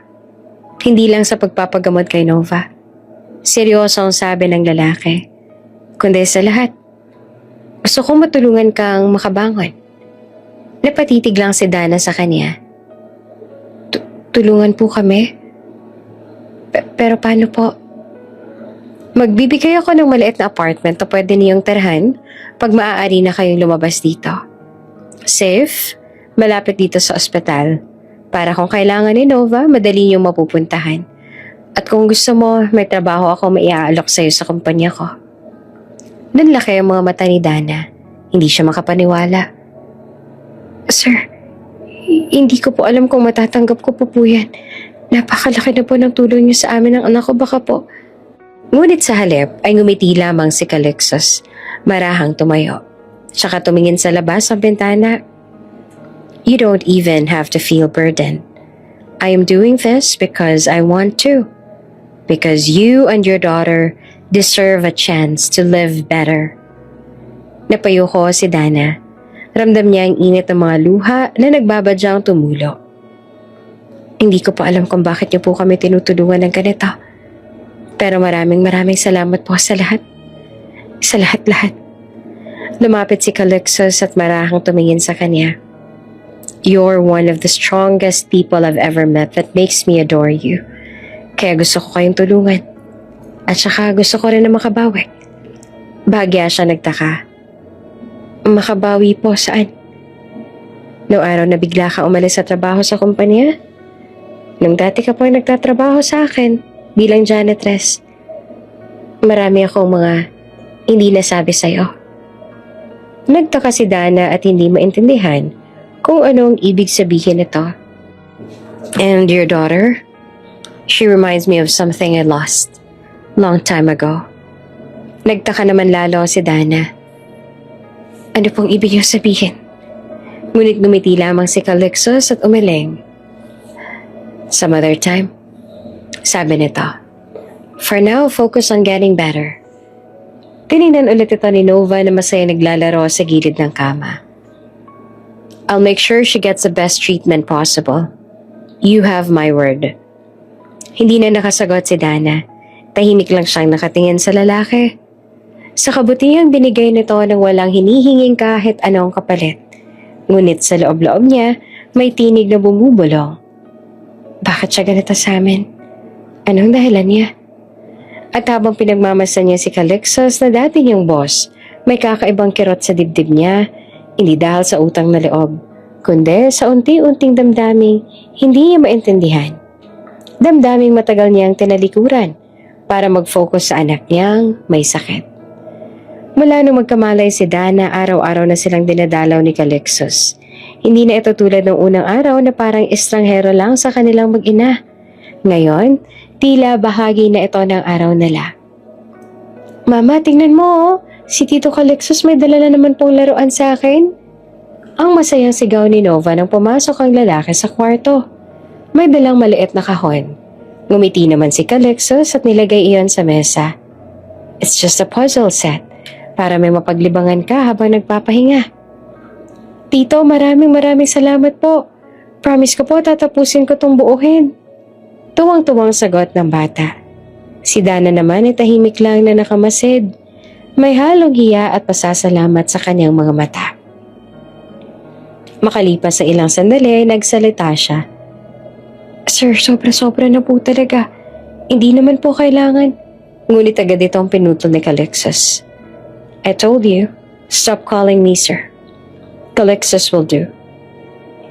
Ngumiti lamang si Dana kasi ngayon ay hindi niya pa kaya na tawagin ng binata sa pangalan lang nito. Pakiramdam niya kasi napaka-awkward, lalo pat boss niya ito noon. Alam niya rin kung gaano itong kasikat at kayamang tao. Habang naglalaro si Nova sa gilid ng kama, napansin niya kung gaanong ka-gentle si Calixtus. Kung paano itong tumawa sa maliit na biro ni Nova. Kung paano itong marunong makinig sa bawat kwento ng bata. Para bang dati na silang magkakilala. Isang hapon, habang abala si Nova sa coloring book na binigay rin ni Calixtus, nagkaroon ng pagkakataon na magkausap silang dalawa. Tahimik ang paligid, at tanging mahinang tugtog mula sa TV sa silid ang maririnig. Dana, mahinang tawag ni Calixtus. May itatanong sana ako sa'yo kung ayos lang. Tumingin si Dana, bahagyang kinakabahan. Ano po yun? Tumingin si Calixtus kay Nova na masaya nagdo-drawing bago muling binalik ang tingin kay Dana. Where's Nova's father? Natigilan naman si Dana. Ilang sandali siyang natahimik bago marahan nagsalita. Wala po. Wala? Tanaw ni Calixtus sa tila hindi makapaniwala. Tumango si Dana. Pilit ang ngiti. Wala po siyang ama. I mean, may ama siya pero hindi ko po siya nakasama kailanman. Mag-isa ko lang po siyang pinalaki. Single mom po ako. Tumingin si Calixtus kay Nova at may dumaan na awa sa mga mata. That must have been really hard. Ngumiti si Dana kahit halatang may lungkot sa likod ng kanyang mga mata. Hindi naman po, lalo pat mabait na bata ang anak ko at saka basta kasama ko si Nova. Wala pong mahirap sa akin. Pakiramdam ko po para bang kaya kong harapin kahit ano. I admire that. Sabi ni Calixtus na marahang nakatingin sa kanya. You're strong, Dana. Most people would have given up, but you didn't. Tumingin siya rito. At sa unang pagkakataon, hindi niya alam kung bakit biglang bumilis ang tibok ng kanyang puso. Bakit parang may kakaibang init sa dibdib ko kapag ganito siya tumingin? Responsibilidad ko po iyon bilang ina niya. Mahina niyang tugon. Pilit na pinapawi ang kilig na nararamdaman. Ngumiti naman si Calixtus. Still, that strength deserves to be seen. Hindi na siya nakaimik. Napayuko siya. At sa gilid ng kanyang paningin ay nakita niyang si Calixtus ay muling tumingin kay Nova. May lambing at pag-aalaga sa mga mata nito. At doon niya napagtanto. Unti-unti nang nabubura ang linyang sinadya niyang itayo sa pagitan nila. Hindi na lang ito isang mabait na estranghero na tumulong sa kanila. Si Calixtus Mueller ay nagiging dahilan na para maging kakaibang tibok ang kanyang puso. Tulad ng kung paanong minsan din itong itinibok ng kanyang puso noon. Mabilis ang pag-ikot ng mga araw. Sa tulong ni Calixtus, maaari na maoperahan si Nova. Isang bagay na ni minsan ay tila ba tanging panaginip lang para kay Dana. Lahat ng gastusin ay sinagot ni Calixtus. Mula sa doktor hanggang sa mga gamot. Halos hindi naman makapaniwala si Dana na may taong ganon kabuti. Noong siya ay tuluyang gumaling, tulad ng sinabi ni Calixtus ay pinatira nga sila nito sa apartment na pinahanda nito para sa kanila ni Nova. Doon na rin sila nagstay habang nag-ready si Nova para sa operasyon nito. Isang gabi bagong operasyon, tahimik silang mag-ina sa kwarto. Hawak ni Dana ang kamay ng anak habang pinagmamasdan ng payapang mukha nito. Sa gilid naman ay nakaupo si Calixtus. Pagod pero alerto pa rin. Sir Calixtus? Mahinang sabi ni Dana. Ngumiti naman ang lalaki. I told you, drop the sir. Sorry. Sagot niya at bahagyang natawa.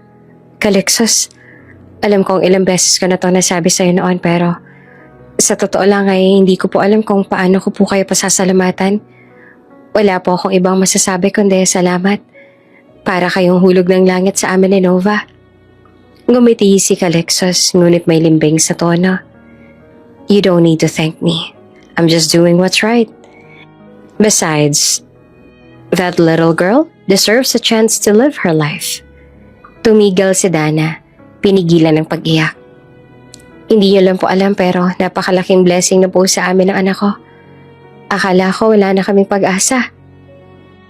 I know how it feels to lose hope. Sagot naman ni Calixtus sa mababang boses. That's why when I saw both of you, I knew I had to help. Tahimik silang pareho sandali. Sa isip ni Dana, hindi niya mapigilang maalala ang nakaraan. Noong janitress pa lamang siya sa kumpanya ni Calixtus, tahimik lang siya noon. Halos walang pumapansin, ngunit lagi niyang tinitingnan ng binata mula sa malayo. Laging seryoso, palaging abala, ngunit may dignidad sa bawat kilos. At ngayon, ang lalaking yon, ang dati niyang boss, siya pa ang nagligtas sa kanila. Ang galing talaga ng tadhana. Kung kailan hindi na siya umaasa, saka pa siya nito ginulat. Kinabukasan, dumating na ang araw ng operasyon ni Nova. Bago ito ipasok sa operating room, hinawakan ni Dana ang kamay ng anak. Mama, huwag ka nang umiyak. Mahinang sabi ni Nova. Kahit ito rin ay kinakabahan. Sabi ni Tito Calixtus, diba magiging okay ako? Tumango si Dana, pinipilit na ngumiti. Oo naman anak, magiging okay ka. Mommy will be right here, waiting for you. Tumalikod siya sandali at tumitig kay Calixtus. Maraming salamat sa lahat. Ngumiti si Calixtus. She'll be fine, Dana. Trust me. At nang maisara ang pinto ng operating room, napaupo siya sa hallway. Sabay buntong hininga. Ilang saglit pa ay nakatanggap ng tawag si Calixtus kaya lumayo muna ito. Doon lumapit si Nurse Mia sa isa sa mga staff ng ospital na madalas makausap ni Calixtus. Miss Dana, sabi nito, ang bait talaga ni Mr. Mueller, ano? Nakakatuwa. Kahit busy siya sa wedding preparations, may panahon pa rin na tumulong. Natigilan si Dana. Wedding preparations? Oo, nakangiting tugon ng nurse. Next year pa raw pero engaged na siya sa fiancé niya. Isang anak ng isang kilalang pamilya sa syudad. Bagay na bagay nga sila. Parehong maganda at matalino. Ngumiti lang si Dana, pilit. Pero ramdam niya ang kirot sa dibdib. Ganun ba? Tumango si Nurse Mia bago nagpaalam. Naiwan si Dana, nakatingin sa sahig. Hindi niya alam kung bakit tila may bumigat sa dibdib niya. Engaged na pala ito. Ano ba naman tong puso ko? Hindi niya dapat maramdaman iyon, hindi siya dapat umasa. Ang mahalaga ay gumagaling si Nova. Iyon lang kailangan niyang isipin. Paglabas ng doktor, ilang oras ang lumipas. Halos manghina siya sa sobrang tuwa.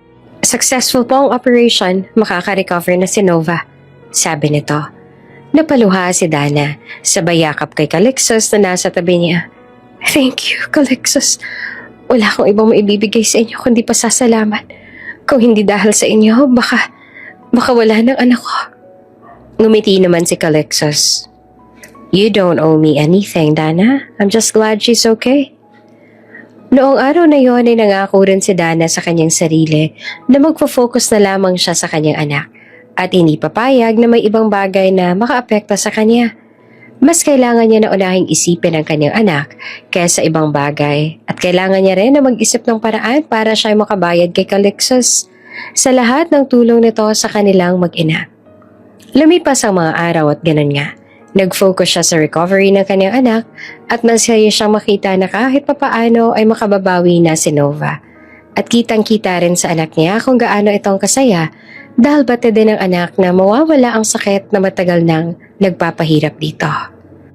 Sa kabilang dako naman ng syudad, tahimik ang gabi sa marangyang rest house ni Calixtus kasama niya roon si Apple, ang kanyang fiancé. Sa likod ng katahimikang iyon ay namumuo ang tensyon. Nakaupo si Calixtus sa veranda. Hawak ang isang baso ng alak, habang si Apple naman ay papalapit. May matalim na titig sa mga mata. "Calix," sabi ni Apple na may matalim pa ring titig. "You think I didn't know that you're meeting someone behind my back?" Nanlamig ang tingin ni Calixtus. "That's not true. I'm not meeting someone behind your back." Lumapit pa si Apple, nag-cross ng mga braso. "Don't lie to me, Calix. I know about that woman. That single mother you've been visiting in the hospital." "Hindi naman ako tanga para hindi malaman ang tungkol doon. You are my fiancé. Alam kong lahat ng tungkol sa'yo." Saglit pa na natahimik si Calixtus bago nagsalita sa malamig ngunit kalmadong tinig. "I'm just helping her, Apple. Her child needed medical assistance. I couldn't just ignore that." "Really?" Nakataas ang kilay ni Apple. "And who is this woman you're helping so much? At bakit ka na lang ang concern mo sa kanya? Bakit kulang na lang ay doon ka na rin tumira sa hospital para lang makasama mo siya? At balita ko pa nga, ipinalhan mo daw sila ng sarili na lang apartment? So tell me, sino ba talagang babaeng to at ganito na lang ang concern mo sa kanya?" Tahimik si Calixtus. Sa loob ng ilang segundo, sa huli, mahina niya nagsalita. "Si Dana." Nanlaki ang mga mata ni Apple, sabay na pangiti ng may halong panunuya. "Dana? You mean Dana Villarreal? Yung dating janitress? The woman from almost 6 years ago?" Tumango si Calixtus. "Yes." Tumawa si Apple ng mahaba ngunit may halong pangungutya. "So, she's back, huh? Akala ko pa naman na hindi na siya babalik matapos ang sinabi ko sa kanya noon. Bumalik pa rin pala siya para manggulo at ngayon may kasama pa palang anak." Napakunot ang noon ni Calixtus. "What do you mean by that?" Lumapit si Apple, may halong pagmamalaki ng ngiti sa labi. "Well, I just asked her before to stay away from us. I told her to leave." Napatayo si Calixtus. Galit ang makikita sa kanyang mukha. "So it was you? You're the reason why she left so suddenly without notice?" Bahagyang nagkibit-balikat si Apple. "You can't blame me, Calix. You were destined to marry me. Everyone knows that. Simula pa lang ay napagkasunduan na ng ating mga magulang na tayong dalawang ikakasal. I just didn't like the idea that the man I'm going to marry is liking or eyeing someone else. And I know that woman. She liked you back then. I saw the way she looked at you. At alam ko rin ang totoo, na noon pa man ay may gusto ka na sa kanya. At naririnig ko rin ang usap-usapan noon na maaari mong ligawan ng janitress na yon. Kaya syempre, gumawa na ako ng paraan para hindi yun matuloy." Mariin na napapikit si Dana. "Apple, what's between us is just an arranged marriage. I didn't choose this. We both know this is what the elders wanted, not us." "But still," sabat ni Apple, tumagilid ang ulo habang nagbubuntong hininga. "You agreed to it. You agreed to marry me, Calix. Kaya dapat lang na ilayo kita sa maaaring sumira sa atin noon. Because I had no choice. Ilang beses akong tumanggi, ngunit laging nalalagay sa alanganin ng lahat." Sagot ni Calixtus. Mabigat ang bawat salita. I've been trying to make this work, Apple. But you and I both know this isn't love. This isn't even what we want. Naging tahimik si Apple ng ilang sandali. Pinipigilan ng galit ngunit baka sa mga mata nito ang panibugho. So what now? You're planning to cancel everything because of her? Tumitig si Calixtus na matatag. Malamig. I am still planning to cancel the wedding anyway. Napairap si Apple, tsaka bahagyang natawa. Pilit na pinapanatili ang dignidad. I figured you would say that. You always hated being told what to do, Calix. Tumalikod ito, ngunit bago pa tuluyang umalis, nagbitaw ng huling salita. Just remember this. People like her will never fit in your world. And when she breaks your heart, don't you dare come running back to me. Naiwang tahimik si Calixtus. Tanging malamig na hangin at tibok ng puso niya ang maririnig. Sa loob-loob niya, alam niyang nagpasya na siya. At sa unang pagkakataon matapos ang mahabang panahon, naramdaman niyang tama ang ginagawa niya. Kahit alam niyang magiging gulo ang kasunod. Tahimik ang gabi sa opisina ni Calixtus. Ngunit sa loob nito ay parang may unos na nagaganap. Nakaupo siya sa harap ng kanyang mesa. Hawak ang isang dokumentong ilang araw niya nang pinag-isipan. Sir, are you sure about this? Tanong ng kanyang sekretarya nang ibigay niya ang papel. Tumango siya. Yes, send it to the legal office. I'll take full responsibility for everything. At sa sandaling iyon, tuluyan nang natuldukan ng kasunduang pilit sa kanyang nakaraan. Kinabukasan, kumalat agad sa pamilya at mga business partners ang balita. Galit ang kanyang ama, habang mariin namang tahimik ang ina.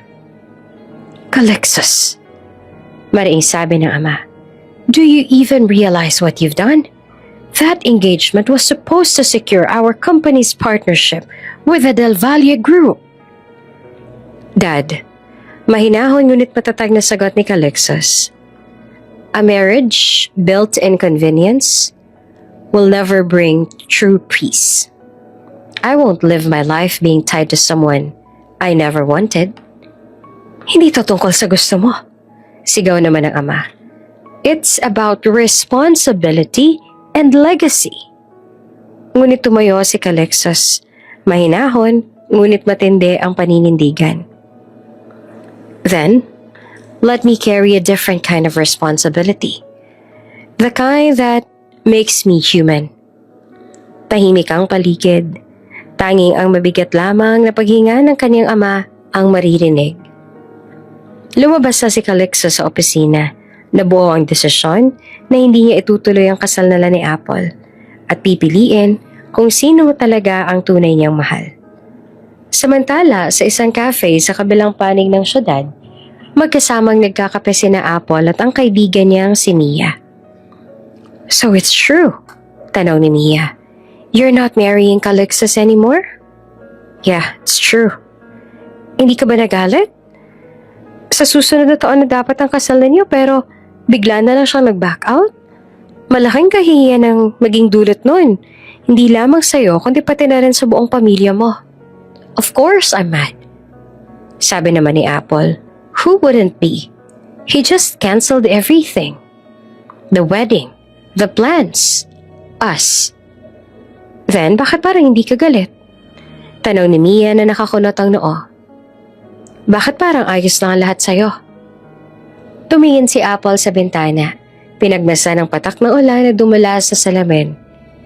Because what's the point? Sagot nito. You can't force someone to love you, Mia. Calixtus, he never loved me. Not from the beginning. Tahimik sandali si Mia bago muli nagsalita. So, did you love him? Mahinang tawang lumabas kay Apple. Love? Ania, maybe I thought I did. But if I'm being honest, I was just doing what my parents wanted. I was raised to believe that love can come later after stability, after success. Pero hindi ba dumating? Umiling si Apple. No? And now I realize, maybe it never will. Not if I keep living someone else's life. Tahimik silang dalawa. Sa labas, patuloy ang ulan na parang pahiwatig ng pagwawakas ng isang yugto. Inaamin ni Apple na nasaktan din siya. Pero, hindi to the point na hindi niya na kayang ipagpatuloy ang lahat. At sa gitna ng sakit, unti-unti niyang nauunawaan na ang tunay na pagmamahal hindi kailanman nakukuha sa pakiusap o sa kasunduan. Matapos ang mga naging pag-uusap ni Apple at ng kaibigang si Mia, nagpasya siya na puntahan si Dana upang personal niya ito makausap. Pagbukas pa lang ng pinto, nagulat naman si Dana nang makilala agad ang napakagandang babae na nasa labas. "Miss Apple?" Gulat na sabi ni Dana. "Hi," tipid na sabi ni Apple. Agad naman itong pinapasok ni Dana sa loob at ang anak nitong si Nova ay agad na lumapit nang makitang may bisita ang ina. "Sino po siya, Mama?" Inosente na tanong ng bata. Natulala si Apple sa batang babae. Halos napako ito sa kinatatayuan habang si Nova naman ay napaka-inosente ng tingin. "Hello po, bakit po kayo ganyan makatingin sa akin?" Wala. Sadyang napakaganda mo at may kamukha ka." "Ay, salamat po," sagot naman ni Nova. Ngumiti si Dana pero halatang kabado. Sinabihan din muna ni Nova ang anak na maglaro, sa ganon ay makapag-usap sila. Pasensya na po kung medyo magulo rito, Miss Apple. Ano po bang maipaglilingkod namin sa inyo?" "Actually, hindi naman ako nandito para makipagtalo o para sabihin kang lumayo sa fiancé ko. Kung iyan man ang iniisip mo. Nandito ako para makipag-ayos." Nagulat si Dana. "Po?" Huminga ng malalim si Apple. "Dana, I know everything. I know that you and Calixtus have feelings for each other. Matagal na. Iyon ang dahilan kaya pinaalis kita nun sa kumpanya." Napayo ko si Dana at hindi alam ang sasabihin. "Nagalit ako noon. Naging marupok ako. I did things that I wasn't proud of. Pero ngayong wala naman na si Calixtus sa akin, na-realize ko na hindi ko kailangang ipaglaban ng isang taong hindi naman talaga para sa akin." Tahimik lang si Dana. Kita sa mukha nito ang gulat at awa. "Hindi ko rin alam," sabi pa ni Apple. May halong ngiti at lungkot. "Kung bakit parang nakikita ko ang isang bahagi ni Calixtus sa anak mo. Hindi ko alam kung anong klaseng connection meron kayo. Pero isa lang ang alam ko. Mahal ka niya. At hindi ako magiging hadlang pa." "Miss Apple," mahinang wika ni Dana na nanginginig ang tinig. "Hindi ko alam ang sasabihin ko. Hindi ko rin hinangatang mangyaring lahat ng to." Ngumiti si Apple kahit may bakas ng lungkot sa kanyang mga mata. "I know. At alam kong hindi mo rin ginusto ang lahat. Pero gusto kong malaman mo, the wedding's officially off. We ended it. No more arranged marriage. No more pretending." "Salamat po at pasensya na po," sabi niya habang nanginginig ang boses. "Walang anuman," sagot ni Apple. "Siguro ito na rin ang simula ng bago kong buhay. Isang buhay na hindi ko kailangang patunayan sa kahit na sino. I really hope na maging masaya kayo ni Calix at ng anak mo." Pagkatapos ng ilang sandali, nagpaalam na rin si Apple. Nginitian si Nova at hinaplos ang buhok nito. "Take care of your mom, ha?" "Promise po," sagot naman ni Nova na nakangiti. Ngumiti si Apple bago tumalikod at umalis. Habang naglalakad siya sa pasilyo ng lumang gusali, ramdam niya ang bigat na unti-unting nababawa sa dibdib niya. Sa unang pagkakataon, naramdaman ni Apple ang kalayaan. Kalayaan mula sa dikta ng pamilya. At kalayaan mula sa isang pag-ibig na kailanman ay hindi kanya. Nang sandaling malaman ni Calixtus na kinausap ni Apple si Dana, agad naman ito nagtungo upang makita ang mag-ina at para na rin makausap si Dana.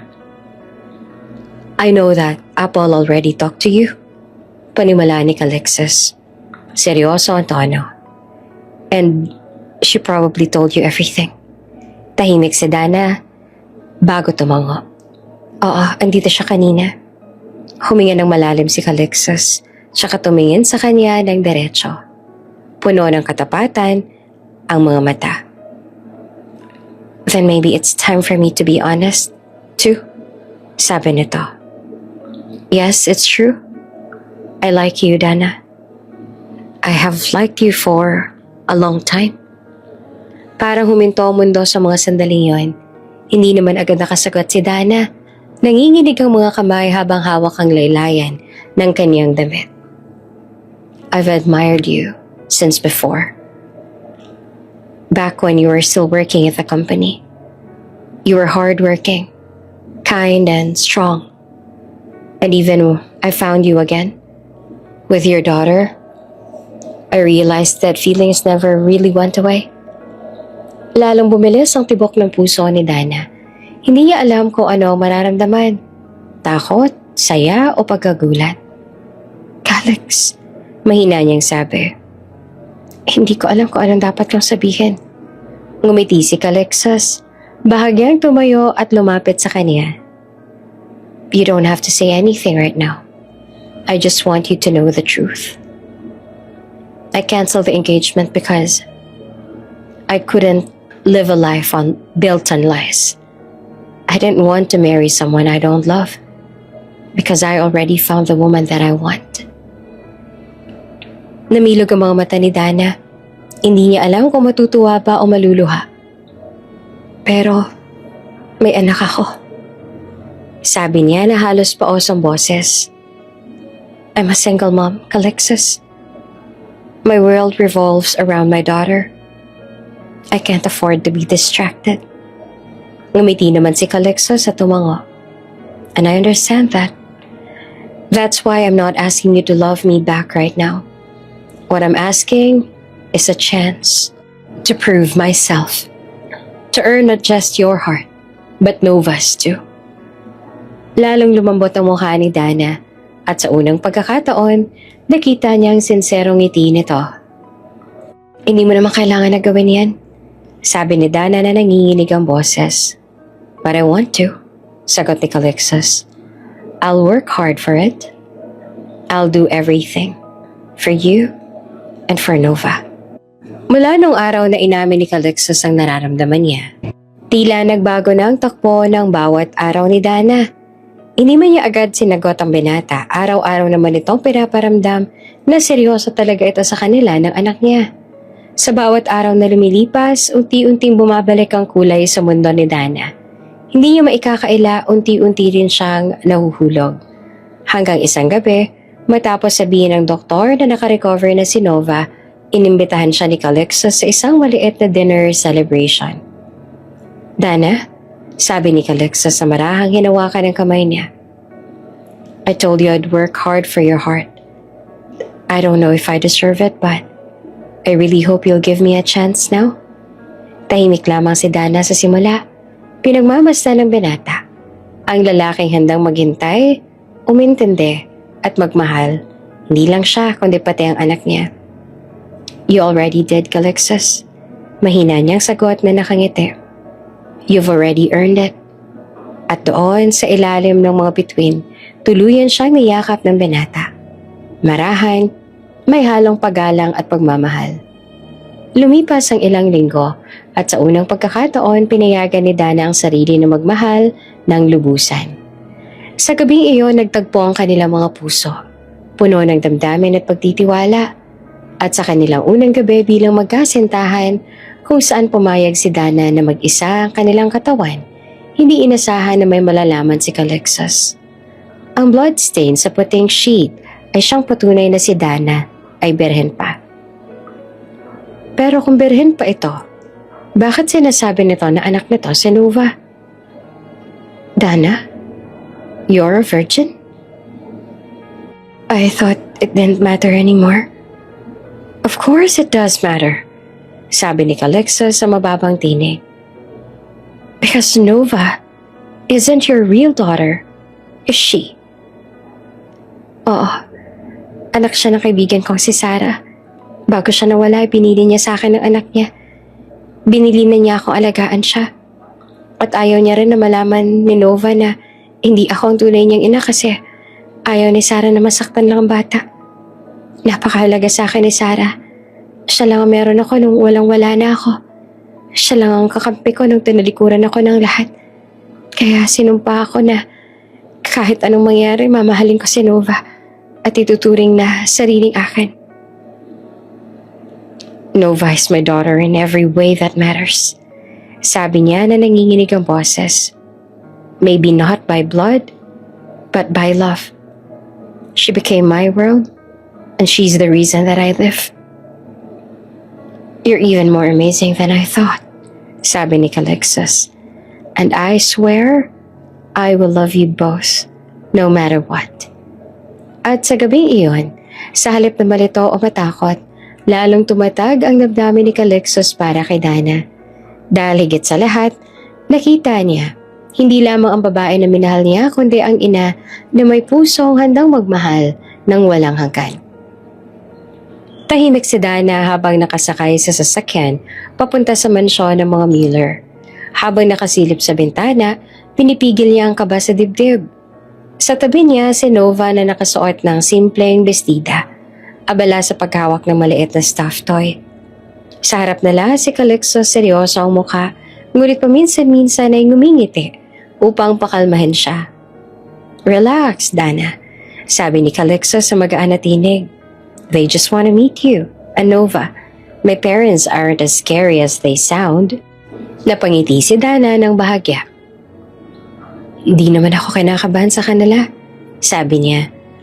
Sa totoo lang, kinakabahan ako kasi hindi ako sanay sa ganitong lugar. Tsaka kilala ko rin ang magulang mo. Humawak si Calixtus sa kamay niya at marahang pinisil iyon.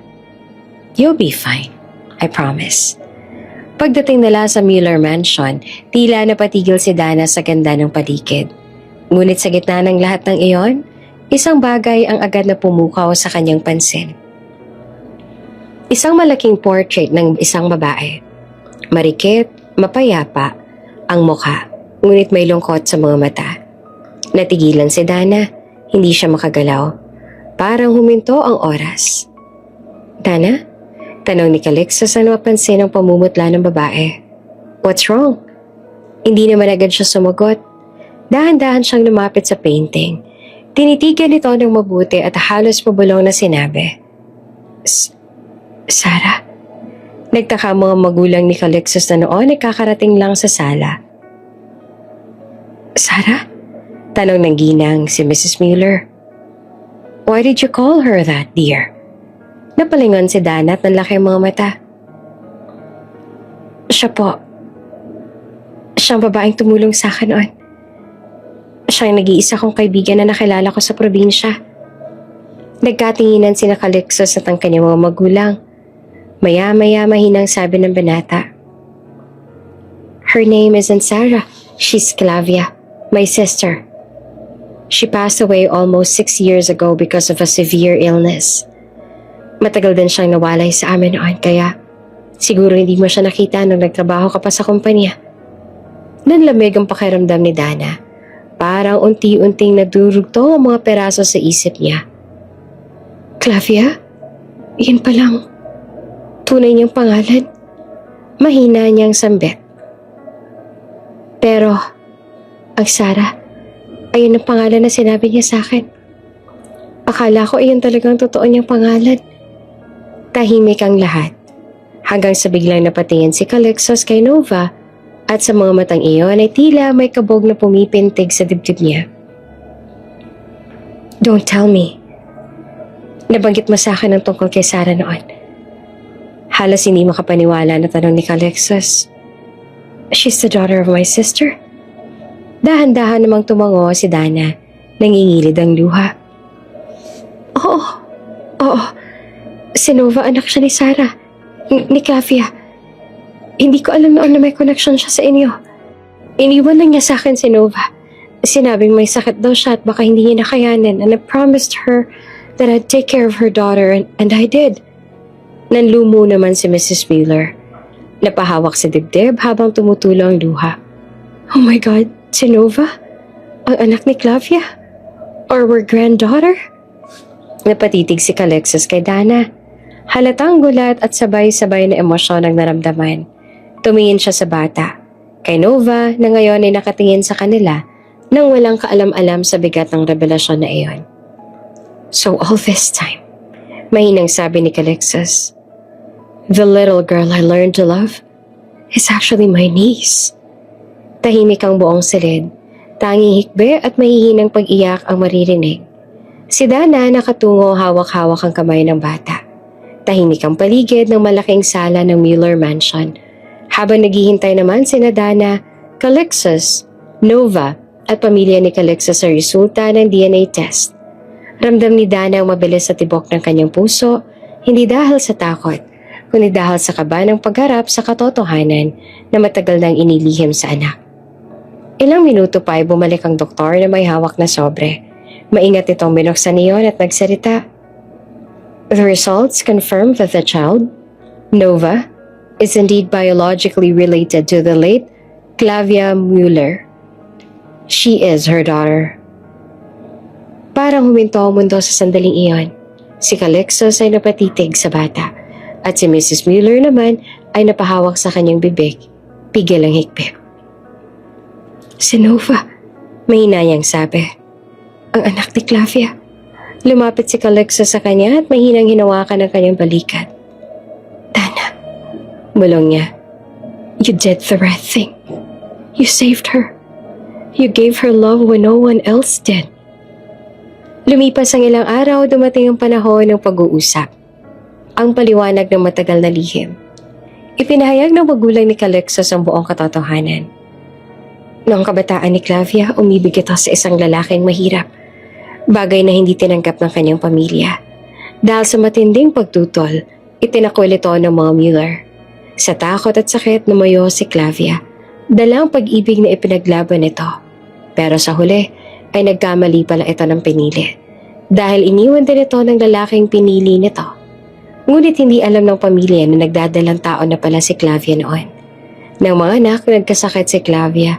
At sa takot, para sa buhay ng sanggol, bago pa tuluyang lumala ang kanyang kalagayan, ipinagkatiwala niya ang sanggol, si Nova, kay Dana, na noon ay isang simpleng dalagang may pusong mapagkalinga.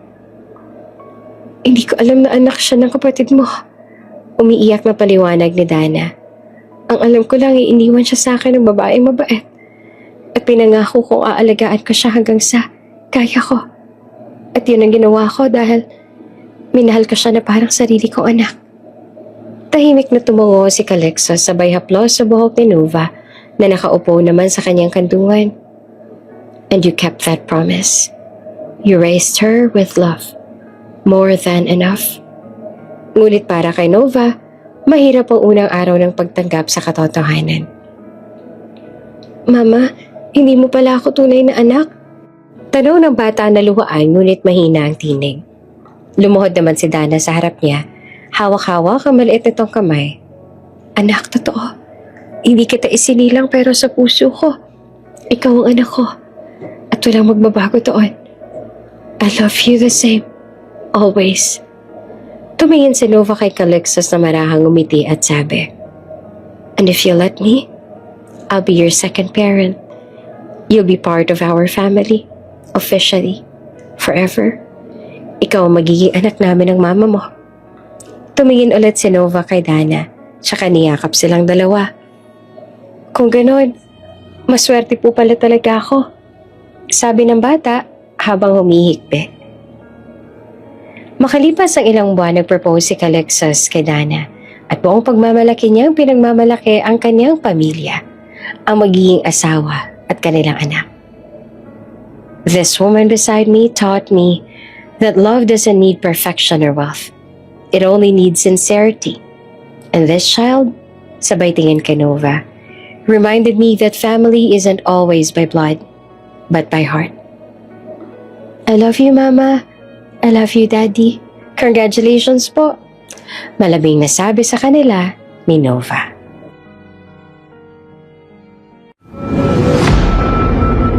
Bago ka pa lang sa channel na ito, Ate Jane TV, huwag kalimutang pindutin ang notification bell and subscribe button. Sana po hindi naman malaking abala sa inyo ang pagpindot ng subscribe button dahil ang kapalit po nito ay ang pagsuporta para makapag-produce ng mga libreng stories sa mga channels ni Ate Jane. Maraming salamat!